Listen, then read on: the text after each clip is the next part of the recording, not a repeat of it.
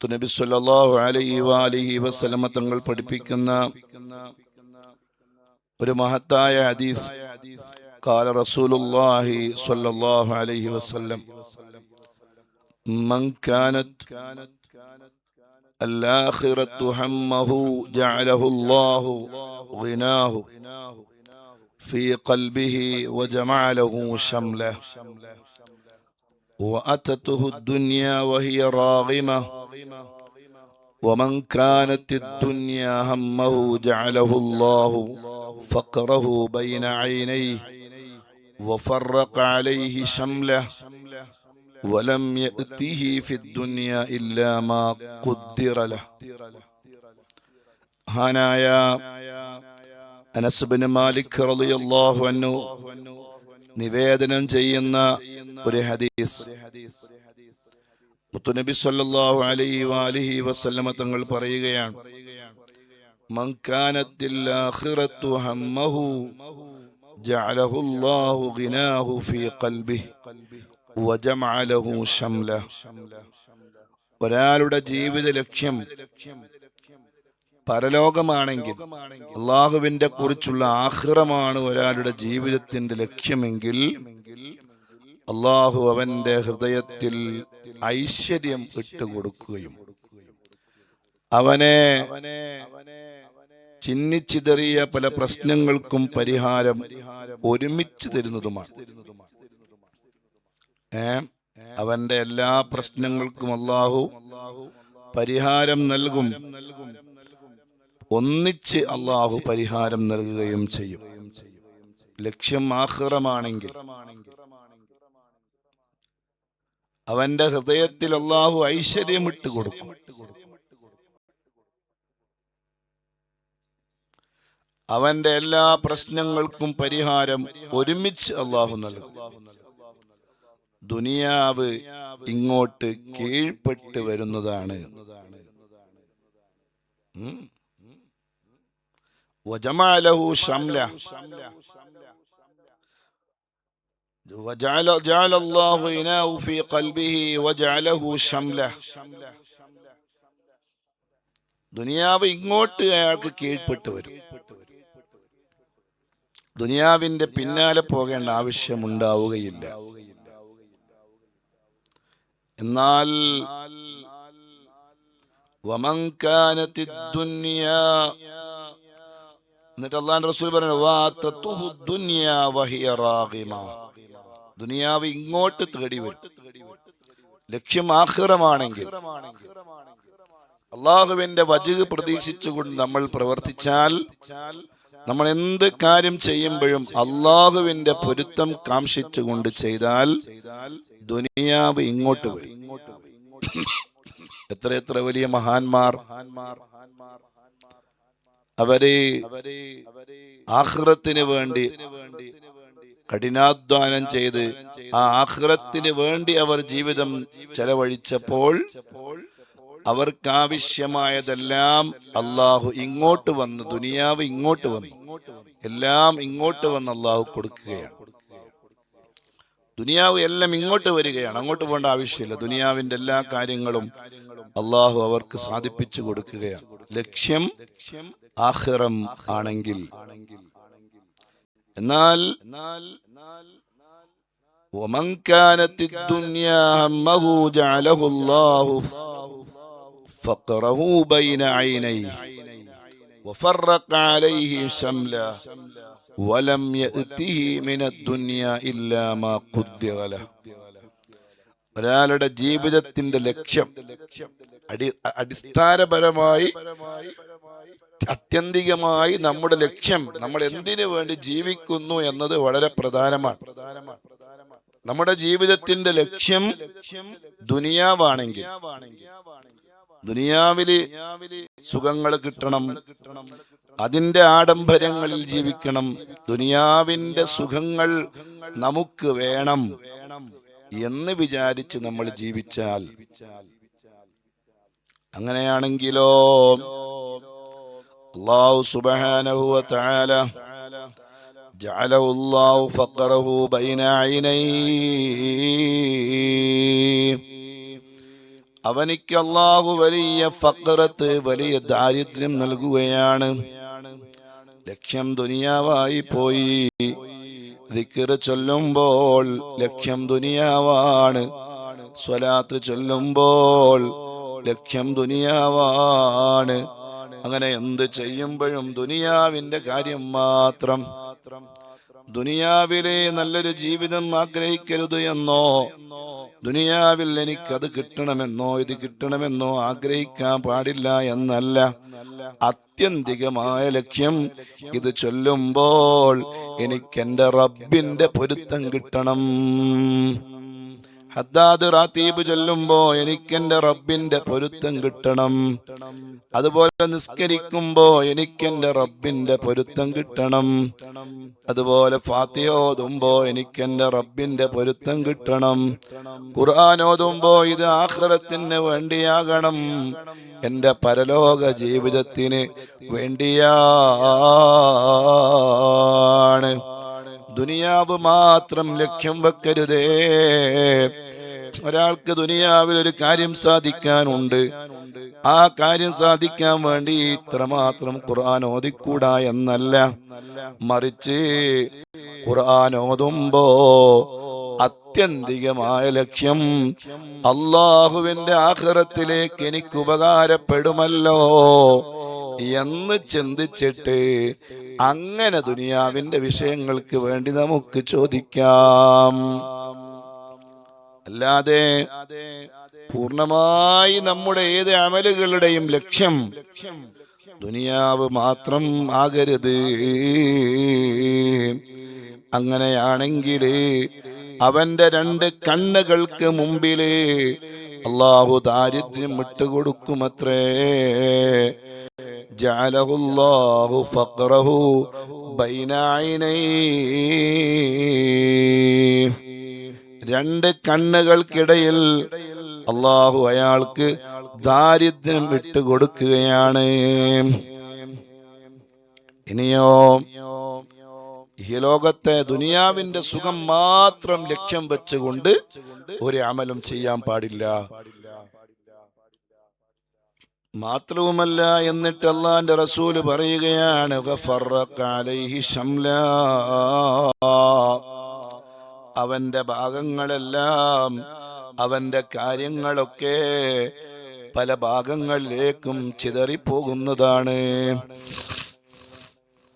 നേരത്തെ ആഖിറം ഉദ്ദേശിച്ചപ്പോ എല്ലാ കാര്യവും അല്ലാഹു ഒന്നിച്ച് അയാൾക്ക് നൽകുകയാണ്. ദുനിയാവ് ഉദ്ദേശിച്ചപ്പോ അയാളുടെ കാര്യങ്ങളൊക്കെ ചിന്നിച്ചിതറിപ്പോകും. ദുനിയാവിൽ നിന്ന് അവനിക്ക് നിശ്ചയിച്ചതേ ലഭിക്കുകയുള്ളൂ. ആത്യന്തികമായി നമ്മുടെ ലക്ഷ്യം പരലോകമാവണം. അങ്ങനെയാണെങ്കിൽ ഉള്ളത് കൊണ്ട് തൃപ്തിപ്പെടുന്ന ഒരു ഐശ്വര്യമുള്ള മനസ്സ് നമുക്ക് തരും. ഒരു ഐശ്വര്യമുള്ള ഒരു മനസ്സ് അല്ലാഹു നമുക്ക് തരും. ഞാൻ ഇന്ന് രാവിലെ ഒരു പോലീസുകാരന്റെ ഒരു വർത്തമാനം കേട്ടു. ആ പോലീസുകാരൻ അതില് കാര്യങ്ങളെ കുറിച്ച് കുറെ പറയുന്നുണ്ട്. അതില്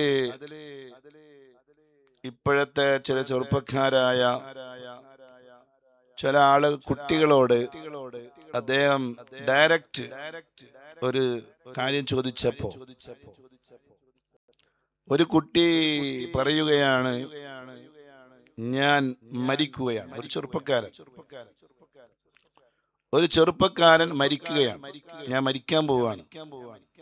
അപ്പൊ എന്താണ് നീ മരിക്കുന്നത്, എന്താ മരിക്കാൻ കാരണമെന്ന് ആ ചെറുപ്പക്കാരനോട് ചോദിച്ചപ്പോൾ, എനിക്ക് ഇവിടെ എന്നെ ആരും പരിഗണിക്കുന്നില്ല, എന്നെ ആരും മെയിൻഡ് ചെയ്യുന്നില്ല, എന്നെല്ലാരും പരിഗണിക്കണം. എനിക്ക് അപ്പൊ എന്താ നിന്നെ അതിനെന്താ അതിന്റെ കാരണം? എന്താ പരിഗണിക്കുന്നില്ല എന്ന് പറഞ്ഞാൽ പോരല്ലോ, അതിനൊരു കാരണം ഉണ്ടാവില്ല. അവ ഈ കാരണമായി ഈ കുട്ടി പറയുന്ന, ഈ ചെറുപ്പക്കാരൻ പറയുന്നത്, എൻ്റെ കയ്യിൽ ബൈക്കില്ല, എനിക്ക് ബൈക്കില്ലാത്തത് കൊണ്ട് തന്നെ ആരും പരിഗണിക്കുന്നില്ല. ഒരു കാരണം. രണ്ടാമത്തെ ഒരു കാരണം, എനിക്ക് പൈസ ഇല്ല, കയ്യിൽ ക്യാഷ് ഇല്ല, അതുകൊണ്ട് തന്നെ ആരും പരിഗണിക്കുന്നില്ല. അതുപോലെ എനിക്ക് നല്ല സുഹൃത്തുക്കൾ വേണം, എനിക്കിതൊക്കെ ഉണ്ടെങ്കിലാണ് ഞാൻ ജീവിക്കുള്ളൂ, അല്ലെങ്കിൽ ഞാൻ മരിക്കാൻ പോവാം എന്നൊരു ചെറുപ്പക്കാരൻ ഒരാളോട് പറയാണ്. അപ്പോ പുതിയ കാലഘട്ടം അങ്ങനെയാണ്.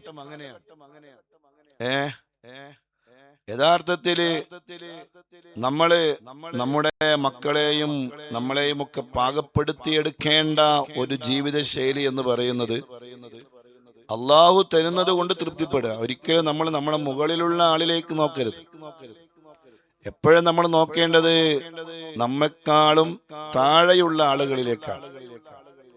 ഉള്ളത് കൊണ്ട് അൽഹംദുലില്ലാഹ്. എനിക്കിപ്പോ എന്താണ് അവസ്ഥ, എന്റെ അവസ്ഥ എന്താണ്, അള്ളാഹു എനിക്ക് ഇങ്ങനെയൊക്കെയാണ് തന്നത്. നമ്മളെല്ലാരും ഇപ്പൊ അംബാനിയാകാനും MA യൂസുഫ് അലി ആവാനും എന്നൊക്കെ നോക്കിയാൽ നടക്കുന്ന കാര്യമല്ലല്ലോ. അള്ളാഹു അവർക്ക് കൊടുത്തു. ദുനിയാവിൽ എനിക്ക് അള്ളാഹു തന്നത് ഇങ്ങനെ ഒരു അവസ്ഥയാണ്. ആ അവസ്ഥക്ക് മാറ്റമുണ്ടാകാൻ വേണ്ടി റബ്ബിനോട് ദുആരക്കുകയും പ്രവർത്തിക്കുകയും ചെയ്യുക എന്നതിനപ്പുറം അള്ളാഹുവിന്റെ അള്ളാഹു തന്ന ആ അവസ്ഥ കൊണ്ട് തൃപ്തിപ്പെടുന്ന ഒരു മനസ്സ് നമുക്കുണ്ടാകണം. റബ്ബ് തന്ന ഈ ഉള്ളത് കൊണ്ട് തൃപ്തിപ്പെടുക, അത് നമ്മളെല്ലാവരും നമ്മളിൽ പാകപ്പെടുത്തിയെടുക്കുകയും നമ്മുടെ മക്കളിലേക്ക് അത് കൈമാറുവാൻ നമ്മൾ ശ്രമിക്കുകയും വേണം. ചോദിക്കുന്നതെല്ലാം മക്കൾക്ക് വാങ്ങിച്ചു കൊടുക്കരുത്, എല്ലാത്തിനും പൈസ അയക്കരുത്. ഒരു ഉപ്പയോട് ഒരു മകള് പറഞ്ഞത്രേ, എനിക്ക് 5000 വേണം. അപ്പോ ആ ഉപ്പ ഈ മകൾക്ക് 5000 അയച്ചു. ഉള്ള സംഭവമാണ്. കാസർഗോഡ് ജില്ലാ ജനമൈത്രി പോലീസ് സ്റ്റേഷനിലെ ഒരു പോലീസുകാരൻ, മധു എന്നാണ് അദ്ദേഹത്തിന്റെ പേര്, അദ്ദേഹം പറയാണ്, അദ്ദേഹം കാസർഗോഡ് ടൗണില് ഒരു പെൺകുട്ടി ഇരിക്കുന്നു ബസ് സ്റ്റാൻഡില്, മണിക്കൂറുകളോളം ഇരിക്കുന്നു. 8:30 മണി മുതൽ വൈകുന്നേരം 4 മണി വരെ ഒരു പെൺകുട്ടി കാസർഗോഡ് ബസ് സ്റ്റാൻഡിൽ ഇരിക്കുകയാണ്.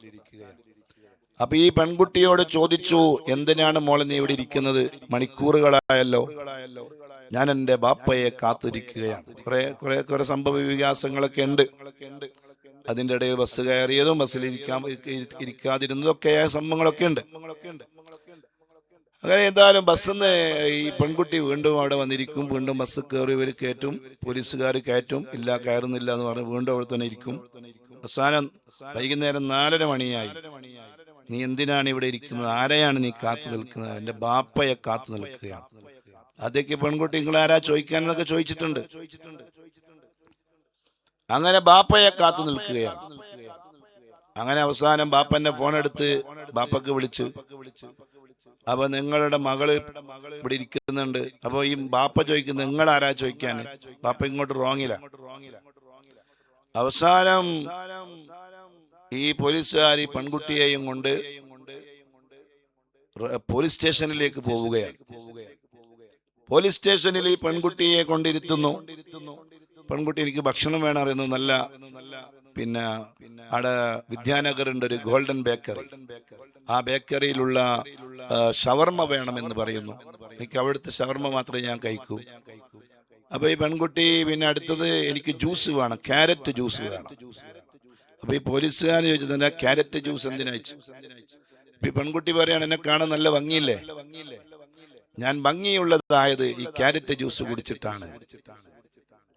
ക്യാരറ്റ് ജ്യൂസ് കുടിച്ചാൽ നല്ല ഭംഗിയുണ്ടാകും എന്നത് വെറുതെ ധാരണയാണ്. അങ്ങനെ ഓരോരുത്തരും പല ധാരണകളും ഓരോരുത്തർ ധരിച്ചു വെച്ചിരിക്കുകയാണ്. ക്യാരറ്റ് ജ്യൂസ് കുടിച്ചാൽ നല്ല ഭംഗിയാകുമെന്ന് ഈ പെൺകുട്ടിയെ ആരോ പറ്റിച്ചിട്ടുണ്ട്. അപ്പൊ ഈ പെൺകുട്ടി എല്ലാ ദിവസവും ക്യാരറ്റ് ജ്യൂസ് കുടിക്കും. അങ്ങനെ എല്ലാ ദിവസവും ക്യാരറ്റ് ജ്യൂസ് കുടിച്ചാൽ നല്ല ഭംഗിയാകുമെന്നാണ് ചിലരുടെ ധാരണ. ഏതായാലും ആ ധാരണയൊക്കെ ഉണ്ടായിരിക്കോട്ടെ. അങ്ങനെ ജ്യൂസ് കുടിക്കുന്നത് നമുക്ക് കുഴപ്പം പറയണ്ട. പക്ഷെ അത് നല്ല വിഷയം അവിടെ അല്ല. അവസാനം ഈ പെൺകുട്ടിയുടെ ബാപ്പ വന്നു. മണിക്കൂറുകൾക്ക് ശേഷം വൈകുന്നേരം 6 മണിയായപ്പോ ബാപ്പ വന്നു മകളെ കൂട്ടിക്കൊണ്ടു പോകാൻ. വലിയ ഓടി കാറിലാണ് വന്നത്. അങ്ങനെ ഈ ഓടി കാറിൽ വന്നിട്ട് ഈ മകളെയും കൂട്ടി വീട്ടിലേക്ക് പോകാൻ വേണ്ടി നിൽക്കുമ്പോ ഈ ബാപ്പ, നിങ്ങൾ എന്റെ മകൾക്ക് ഭക്ഷണം വാങ്ങിച്ചു കൊടുത്തിരുന്നല്ലേ, അതുകൊണ്ട് ഇന്ന് ഞങ്ങൾ അതിന്റെ പൈസ എന്നൊക്കെ പറഞ്ഞ് പൈസക്ക് എറിഞ്ഞു കൊടുത്ത്, അങ്ങനെ വലിയ ഒരു അവസ്ഥ അവിടെ ഉണ്ടായി. അവസാനം ഈ മകളെയും കൂട്ടിയിട്ട് പോലീസുകാരായി ബാപ്പ പോകുമ്പോ ബാപ്പനെ വിളിച്ചിട്ട് ഈ പോലീസുകാരൻ ചോദിച്ചു, എന്താണ് നിങ്ങളുടെ മകളുടെ അവസ്ഥ? എന്തിനാണ് നിങ്ങളുടെ മകള് നിങ്ങളെ എന്തിനാണ് കാസർഗോഡ് ബസ് സ്റ്റാൻഡിൽ കാത്തു നിന്നത്? അപ്പൊ ഈ ബാപ്പ പറയുകയാണ്, എന്റെ മകൾ എന്നെ കാത്തു നിന്നത് MDM കിട്ടാൻ വേണ്ടിയാണ്. MDM കിട്ടാൻ വേണ്ടിയാണ്, അഥവാ മയക്കുമരുന്ന് കിട്ടാൻ വേണ്ടിയാണ് എന്റെ മകൾ എന്നെ കാത്തു നിന്നത്. ഈ പോലീസുകാർ അത്ഭുതപ്പെട്ടു പോയി. പോലീസുകാരൻ ചോദിച്ചു അത്രേ, അല്ല, നിങ്ങളുടെ മകൾക്ക് നിങ്ങൾ മയക്കുമരുന്ന് വാങ്ങിച്ചു കൊടുക്കുകയോ? ഇതെന്ത് പരിപാടിയാണ്? നിങ്ങളുടെ മകൾക്ക് നിങ്ങൾ മയക്കുമരുന്ന് വാങ്ങിച്ചു കൊടുക്കുകയോ? എന്താണ് ഈ കേൾക്കുന്നത്? അപ്പോൾ ഈ ബാപ്പ ഒരു ചോദ്യം ചോദിച്ചു അത്രേ, എന്റെ മകളെ ഞാൻ എന്റെ മകൾക്ക് മയക്കുമരുന്ന് കൊടുക്കണോ, അതല്ല എന്റെ മകളെ ഞാൻ വേറെ ആളുകൾക്ക് വിട്ടുകൊടുക്കണോ? എന്റെ മകളെ ഞാൻ മയക്കുമരുന്ന് കൊടുത്ത് വീട്ടിലേക്ക് കൊണ്ടുപോകണോ, അതല്ല എന്റെ മകളെ ഞാൻ വേറെ ആളുകൾക്ക് അവരുടെ കൂടെ ഒന്നിച്ച് കിടക്കാൻ വിട്ടുകൊടുക്കണോ? നിങ്ങൾ മറുപടി പറയണം. അപ്പൊ എന്താണ് സംഭവം എന്ന് ചോദിച്ചാൽ, ഈ ബാപ്പ ഗൾഫിൽ നിന്ന് മകൾക്ക് ആവശ്യം വരുമ്പോ പൈസ അയച്ചു കൊടുക്കും. 5000, 10,000 മകള് പറയുന്നതിനനുസരിച്ച് ക്യാഷ് കൊടുക്കും. മക്കളെ കയ്യിൽ അങ്ങനെ ക്യാഷ് കൊടുത്ത് പഠിപ്പിക്കരുത്, വളരെ ഗൗരവമുള്ള വിഷയമാണ്. അങ്ങനെ ക്യാഷ് കൊടുത്ത് ഈ മകൾക്ക് ധാരാളം ക്യാഷ് കയ്യിൽ കിട്ടി. അപ്പൊ ഇവളെന്താക്കും, ഈ ക്യാഷ് കൊണ്ട് ഇവള് ആദ്യമൊക്കെ ഫ്രണ്ട്ലി ആയി. ഇവിടെ കയ്യിൽ ക്യാഷ് ഉണ്ടാകുന്ന സമയത്ത് ആളുകൾ കൂടെ ഉണ്ടാകും, സുഹൃത്തുക്കൾ ഉണ്ടാകും, അവർക്ക് ഭക്ഷണം വാങ്ങിച്ചു കൊടുക്കലൊക്കെയായി. അവസാനം ഏതോ ഒരു ഘട്ടത്തിൽ ഈ പെൺകുട്ടി ഒരു മയക്കുമരുന്നിന്റെ അടിമയായി. മയക്കുമരുന്ന് കിട്ടണമെന്നായി, MDM അടിക്കണമെന്നതായി, മാരകമായ MDM. അത് അടിച്ച് ഈ പെൺകുട്ടി പരിശീലിച്ചു വന്നപ്പോ ഈ പെൺകുട്ടിക്ക് അത് കിട്ടണമെന്നായി. അങ്ങനെ ആദ്യമൊക്കെ ഈ ബാപ്പ അയച്ചു കൊടുക്കുന്ന പൈസ കൊണ്ട് 1 ഗ്രാമിന് 5000 രൂപ വിലയുള്ള ഈ MDM അതിങ്ങനെ അടിക്കാൻ തുടങ്ങി. അത് കഴിച്ച് അവസാനം ഒരു ഘട്ടത്തിലെത്തിയപ്പോ പിന്നെ ബാപ്പ പൈസ അയച്ചു കൊടുക്കുന്നത് നിർത്തി. നിങ്ങൾ ശ്രദ്ധിക്കണം. പൈസ അയച്ചു കൊടുക്കുന്നത് നിർത്തി, പിന്നെ കൊടുക്കുന്നേ ഇല്ല. അപ്പൊ ഈ പെൺകുട്ടി എന്തു ചെയ്തു? കയ്യിൽ ക്യാഷ് ഇല്ലാതെ MDM വാങ്ങാൻ എന്താണ് ഒരു വഴി? ആദ്യമൊക്കെ സുഹൃത്തുക്കൾ സഹായിച്ചു, പിന്നീട് സുഹൃത്തുക്കളുടെ സഹായം ഇല്ലാതെയായി മാറി. അപ്പൊ പിന്നെ അടുത്ത പരിപാടി, ഈ സുഹൃത്തുക്കൾ പറഞ്ഞു, എന്റെ കൂടെ വന്നാൽ നിനക്ക് ഞാൻ MDM വാങ്ങിച്ചു തരാം. അങ്ങനെ 15 വയസ്സ് മുതൽ 70 വയസ്സ് വരെ പ്രായമുള്ള പലരുടെയും കൂടെ ഓരോ ദിവസവും എന്റെ മകള് പോയി അങ്ങനെ ഓരോ ദിവസവും അവരുടെ കൂടെ താമസിച്ച് അവരുടെ കൂടെ കിടന്ന് അങ്ങനെ എന്റെ മകള് പൂർണ്ണമായി ആ മയക്കുമരുന്നിന്റെ അഡിക്റ്റായി മാറി. അത് കിട്ടിയില്ല എങ്കിൽ അവർക്ക് ജീവിതം തന്നെ വേണ്ട എന്നൊരു ഘട്ടത്തിലേക്ക് അവളെത്തി. സുബ്ഹാനല്ലാഹ്. ഈ ബാപ്പ പറയാൻ, ആദ്യമൊക്കെ ഈ പെൺകുട്ടി മയക്കുമരുന്ന്, എനിക്ക് നിങ്ങൾ മയക്കുമരുന്ന് തരണമെന്ന് സുഹൃത്തുക്കളോട് പറയുമ്പോ തരൂല. തരണമെങ്കിൽ നിന്റെ ഇന്നാലിന്ന ഭാഗം കാണണം.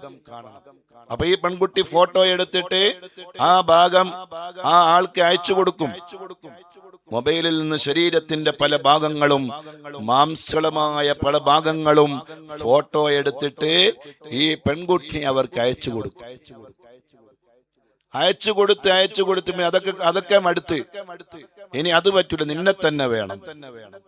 അവസാനം ഈ പറയുന്ന ബാപ്പ പറയാണ്, 15 വയസ്സ് മുതൽ 70 വയസ്സ് വരെ പ്രായമുള്ള ആളുടെ കൂടെ ഈ മയക്കുമരുന്ന് വാങ്ങാൻ വേണ്ടി എന്റെ മകള് പോയിട്ടുണ്ട്, പലരുടെയും കൂടെ. നഊദു ബില്ലാഹ്. അവസാനം ഈ മകൾ എന്നോട് പറഞ്ഞു, ഇനി ഞാൻ പോകാതിരിക്കണമെങ്കിൽ, അല്ലെങ്കിൽ ഞാൻ മരിക്കാതിരിക്കണമെങ്കിൽ എനിക്കെല്ലാ ദിവസവും MDM വാങ്ങിച്ചു തരണം.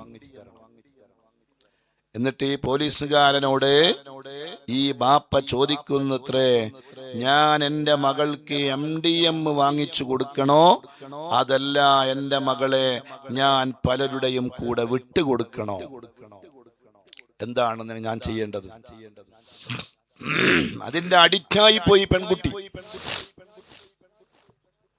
വേറെ ഒരു രക്ഷയില്ലാത്ത ഒരു അവസ്ഥയിലേക്ക് വന്നു. സുബ്ഹാനല്ലാഹ്, വലിയ ഗൗരവമുള്ള വിഷയമല്ലേ?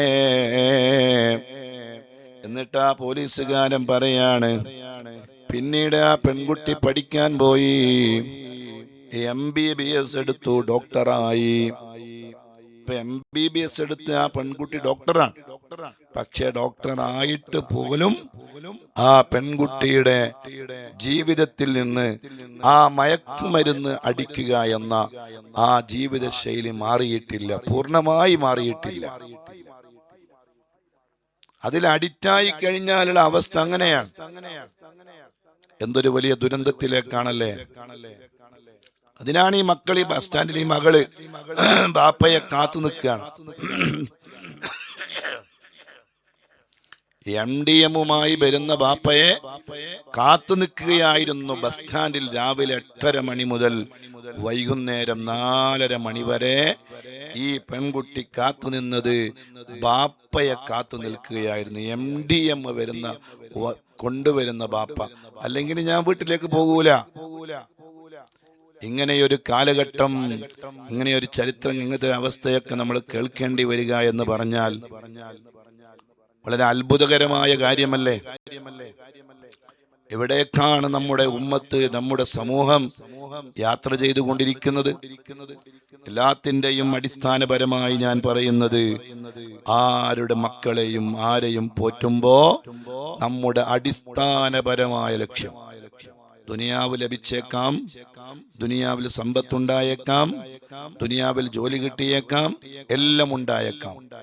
പക്ഷേ അത് മാത്രമാണ് ജീവിതം എന്ന് വിചാരിച്ച് നമ്മുടെ ആത്യന്തികമായ ലക്ഷ്യം, ഒരു മൂമിനിന്റെ ആത്യന്തികമായ ലക്ഷ്യം, അവന്റെ ഏറ്റവും വലിയ ലക്ഷ്യം ആഖിറമായിരിക്കും.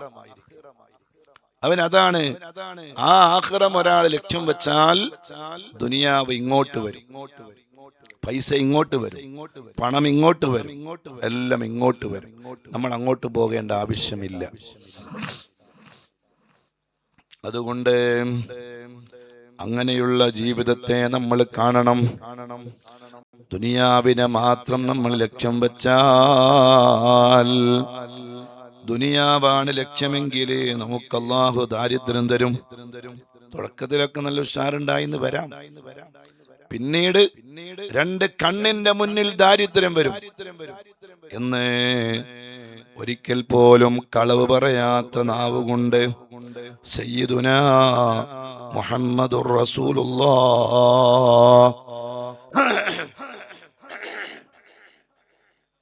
അല്ലാഹു സുബ്ഹാനഹു വ തആല ധാരാളം നന്മകൾ ചെയ്യാൻ അല്ലാഹു നമുക്ക് തൗഫീഖ് നൽകട്ടെ. അല്ലാഹുവിന്റെ ആഖിറത്തിന് വേണ്ടി അമലുകൾ ചെയ്യാൻ റബ്ബേ ഞങ്ങൾക്ക് നീ തൗഫീഖ് നൽകണേ അല്ലാഹ്. ഞങ്ങളെ ആഖിബത്ത് നീ നന്നാക്കണേ റബ്ബേ.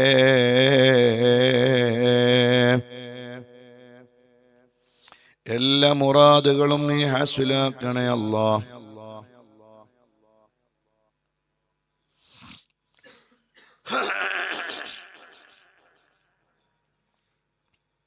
ഒരുപാട് ആളുകൾ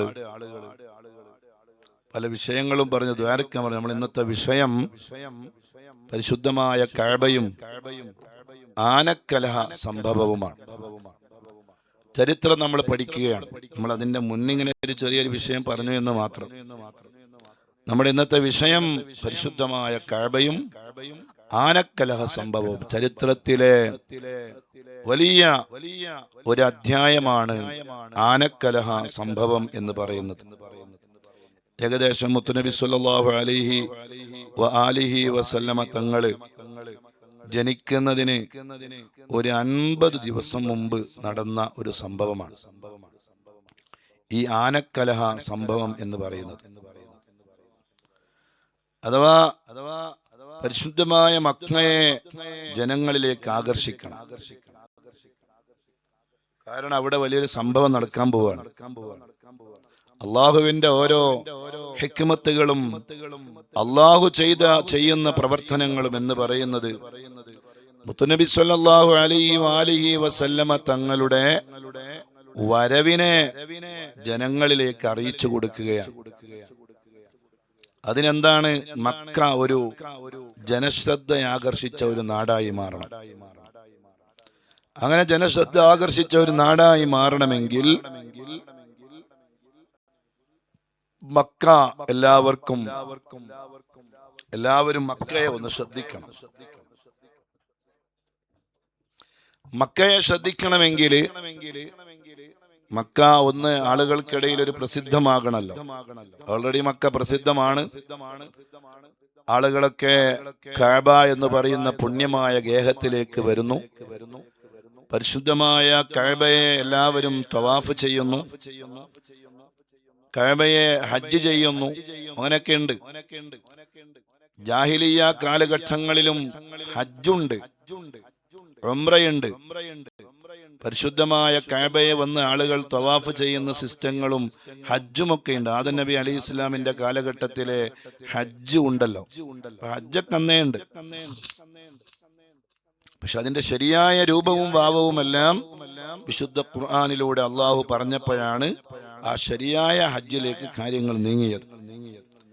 ഏതായിരുന്നാലും മുത്തുനബി സല്ലല്ലാഹു അലൈഹി വസല്ലം തങ്ങൾ ജനിക്കുന്നതിന്റെ 50ഓ 55ഓ ദിവസങ്ങൾ മുമ്പ് മക്ക ഒരു വലിയ സംഭവത്തിന് സാക്ഷിയാവുകയാണ്. നാഥനായ റബ്ബിന്റെ പരിശുദ്ധമായ കഅബ. അള്ളാഹു ആ കഅബയെ കാണാനും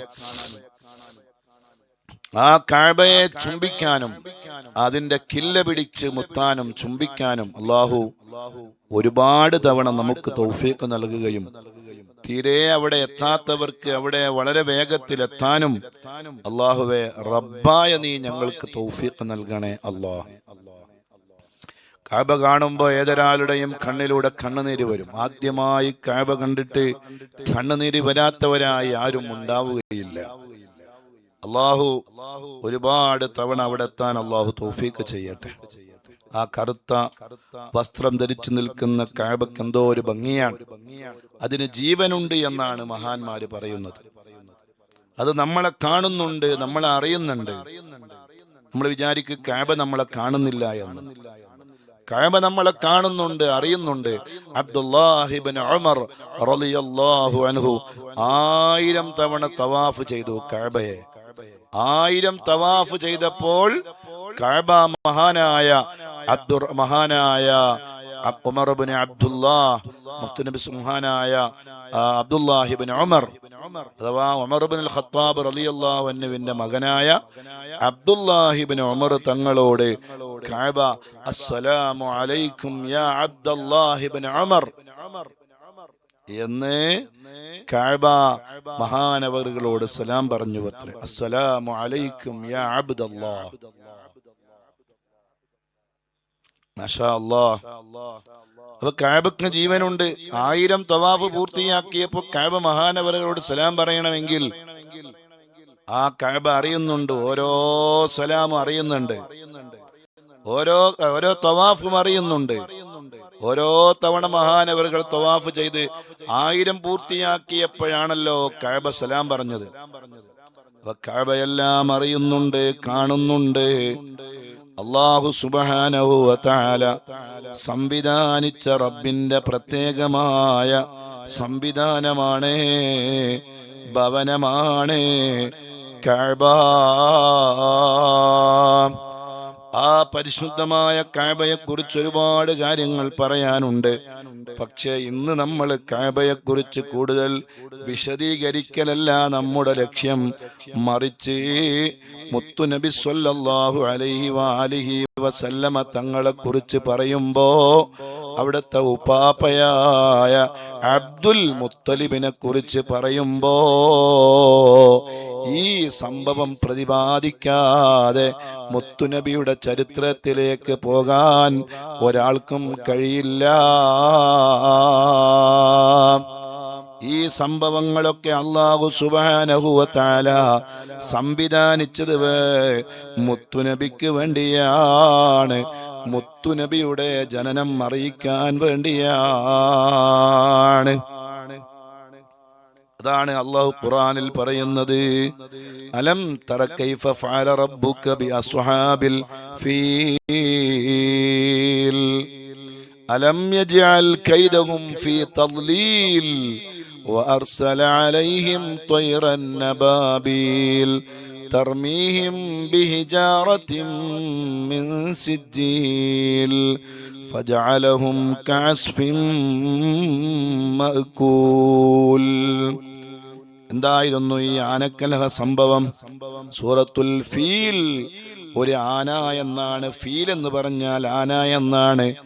അങ്ങനെ ആനയുടെ പേരിട്ടുകൊണ്ടൊരു സൂറത്ത്, അങ്ങനെ ഒരു സൂറത്തിനൊരു പേര് വരാൻ തന്നെ കാരണം അത് ഗജവീരന്മാരായ ആനകൾ ഈ സംഭവത്തിന് സാക്ഷിയാണ്. അവർ ഈ സംഭവത്തിൽ ഉൾപ്പെട്ടിട്ടുണ്ട്.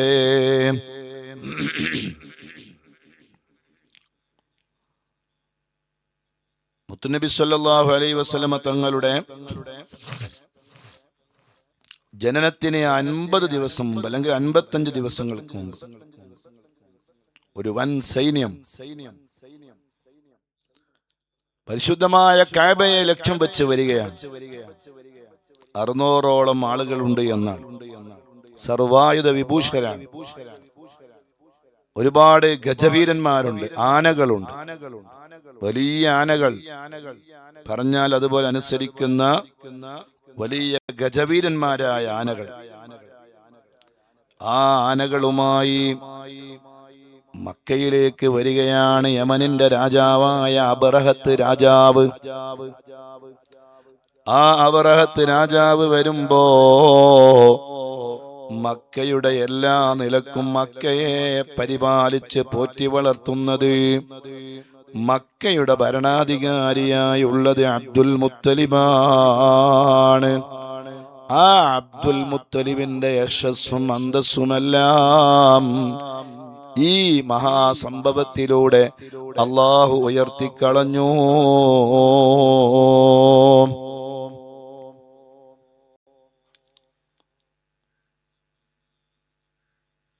യമൻ ഒരു വലിയ നാടാണ്.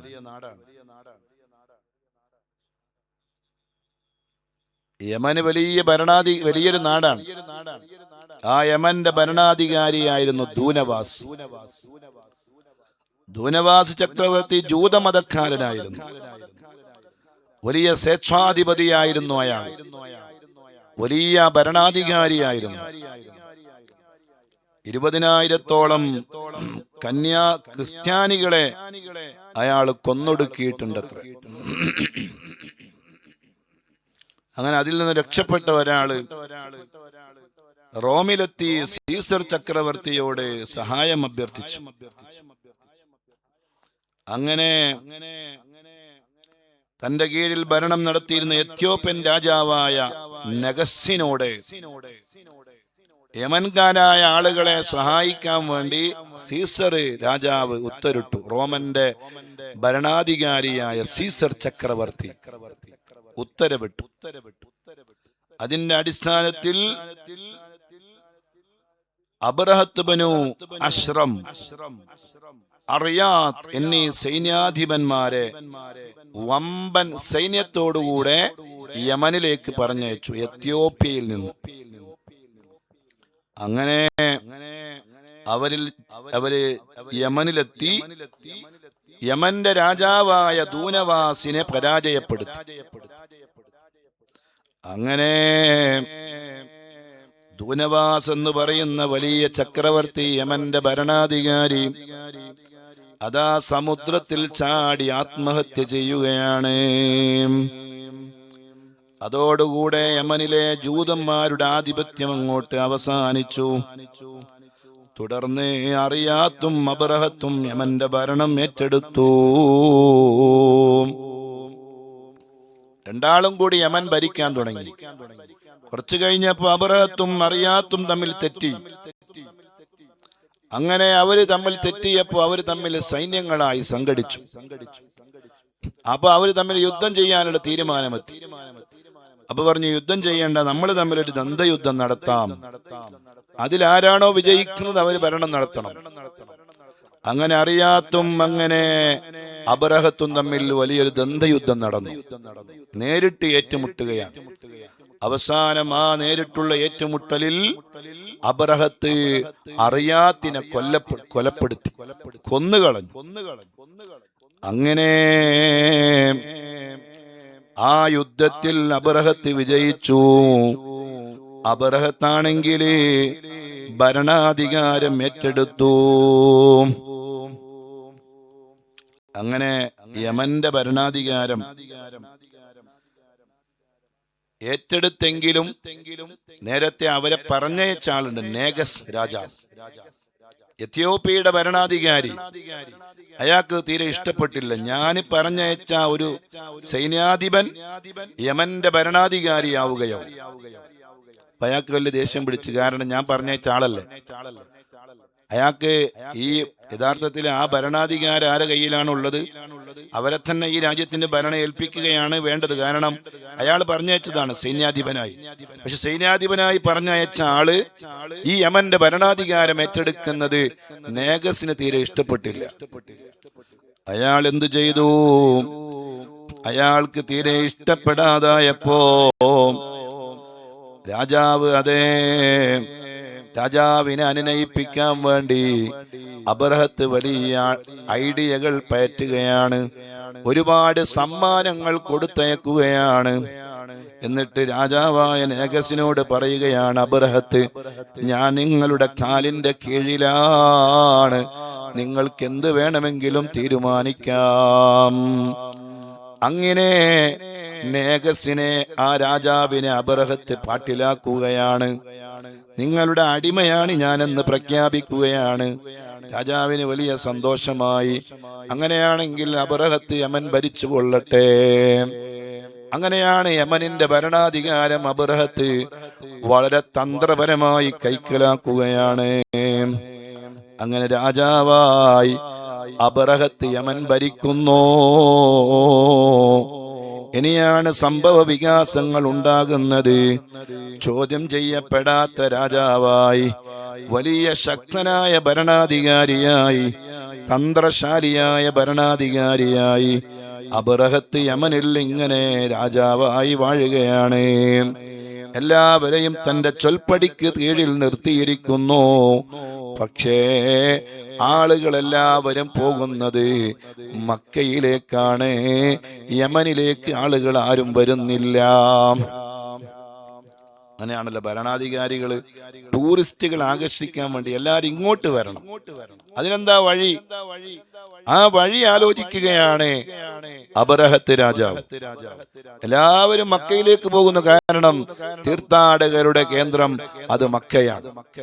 അപ്പൊ എല്ലാ തീർത്ഥാടകരെയും തന്റെ നാട്ടിലേക്ക് ആകർഷിക്കണമെന്ന് ഈ അബ്രഹത്തിന് വലിയ ആഗ്രഹം ഉദിക്കുകയാണ്. അതിനെന്താണ് ഒരു പരിപാടി? എല്ലാവരുടെയും അപ്പോൾ ആളുകൾ അതേ മക്കയിലാണെങ്കിൽ ഇബ്രാഹിം നബി അലൈഹിസ്സലാം പണി കഴിപ്പിച്ച വീടാണല്ലോ കഅബ. അല്ലാഹു ആദ്യമായി നിർമ്മിച്ച വീടാണല്ലോ. സുബ്ഹാനല്ലാഹ് വഅവ്വലു വുളിയത് ലിന്നാസി ലല്ലദീ ബിബക്കത മുബാറക. ആദ്യമായി അല്ലാഹു നിർമ്മിച്ച പരിശുദ്ധമായ ഭവനം, അതിലേക്ക് ആളുകൾ ഇങ്ങനെ ഒഴുകിക്കൊണ്ടിരിക്കുകയാണ്. അപ്പോൾ ഈ അബ്രഹത്തിന് തോന്നി, ഈ കഅബയെ ധരിപ്പിക്കുന്ന ഒരു കറുത്ത വസ്ത്രം അത് എവിടെ നിന്നുള്ളതാണ്? അപ്പൊ പറഞ്ഞത് യമനിൽ നിന്ന് കൊണ്ടുപോകുന്നതാണ്. യമനിൽ നിന്നാണ് ആ കറുത്ത വസ്ത്രം കൊണ്ടുപോകുന്നത്. സുബ്ഹാനല്ലാഹ്. ഈ മക്കയിലേക്കുള്ള ജനങ്ങളുടെ ഒഴുക്ക് അവസാനിപ്പിക്കണം. അതിനെന്ത് ചെയ്യണം? അതെ, നമ്മുടെ നാട്ടിൽ നിന്ന് ആളുകൾ മക്കയിലേക്ക് പോകുന്നത് നമ്മുടെ നാടിന് നഷ്ടമാണ്. അതുകൊണ്ട് ആളുകളൊക്കെ ഇവിടേക്ക് വരണം. അതിനെന്താണ് ഒരു പരിപാടി? അതിന് വലിയ ഒരു ചർച്ച് നിർമ്മിക്കണം. ക്രിസ്ത്യാനിയായ അബ്രഹത്ത് രാജാവ് വലിയ ഒരു ചർച്ച് നിർമ്മിക്കുകയാണ്.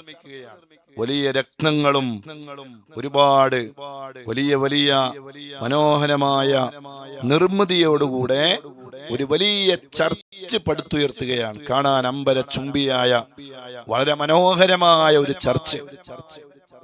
പക്ഷേ ആ ചർച്ചിലേക്ക് ആളുകളൊക്കെ ഇങ്ങനെ കൂലം കുത്തി ഒഴുകും എന്നാണ് അബ്രഹത്ത് രാജാവ് വിചാരിച്ചത്. പക്ഷേ ഒറ്റ മനുഷ്യന്മാരും അതിലേക്ക് വന്നില്ല.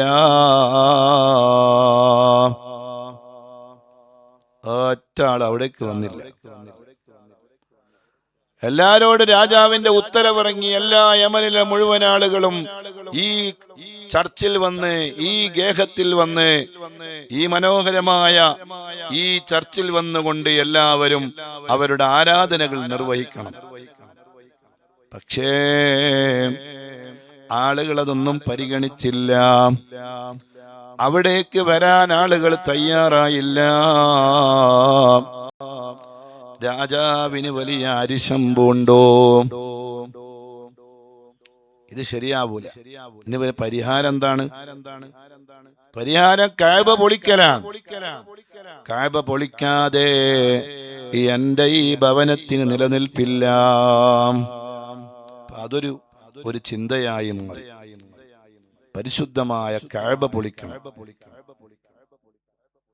അതുപോലെ തന്നെ അതിനൊരു കാരണം കിട്ടണല്ലോ. വെറുതെ ഇപ്പൊ കഅബ അങ്ങോട്ട് പൊളിക്കാൻ പറ്റണമെന്നില്ല.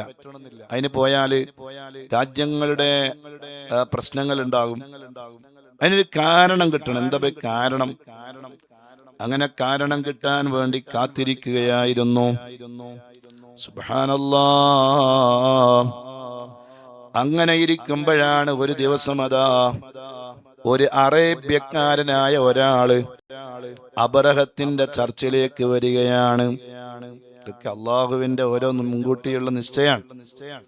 ഒരു അറബി വംശജനായ ഒരാള് ഇങ്ങനെ ഒരു വലിയ മണിമന്ദിരം കഅബയ്ക്ക് പകരമായി ഈ അബ്രഹത്ത് രാജാവ് യമനിൽ ഉണ്ടാക്കിയിട്ടുണ്ട് എന്ന് ഈ അറബികളായ ആളുകൾ അറിഞ്ഞപ്പോ അതിൽപ്പെട്ട ഒരാള്. അങ്ങനെ ഉണ്ടാവല്ലോ. എത്രയായാലും ഒരാളുണ്ടാവും ഇതൊന്നും ഇഷ്ടപ്പെടാത്ത ഒരാള്. അവർക്കിത് ഇഷ്ടപ്പെടൂല. അവരെന്താക്കും? അതെങ്ങനെയെങ്കിലും ഒന്നില്ലാതാക്കണം, അതിനൊന്നെങ്കിലും മോശമാക്കണം. അതിന് വന്ന് നേരെ അബ്രഹത്തിന്റെ ഈ ഉണ്ടാക്കി വച്ച ഈ ഭവനത്തിലേക്ക് വന്നു. ചെയ്യാൻ പാടില്ല. ആരുണ്ടാക്കിയാലും ഏത് ദേവാലയങ്ങളായാലും എന്തായാലും അതിനെ മോശമാക്കാൻ പാടില്ല. ഇത് വേറെ വിഷയം. പക്ഷേ എനിക്കൊരു കാരണം വേണമല്ലോ. ഈ അറബി ഭാഷ നേരെ വന്നിട്ട് അതിൽ കാഷ്ടിച്ചു. ഈ ഉണ്ടാക്കി വെച്ച ദേവാലയത്തിൽ ഈ ചർച്ചിൽ വന്ന് കാഷ്ടിച്ചു.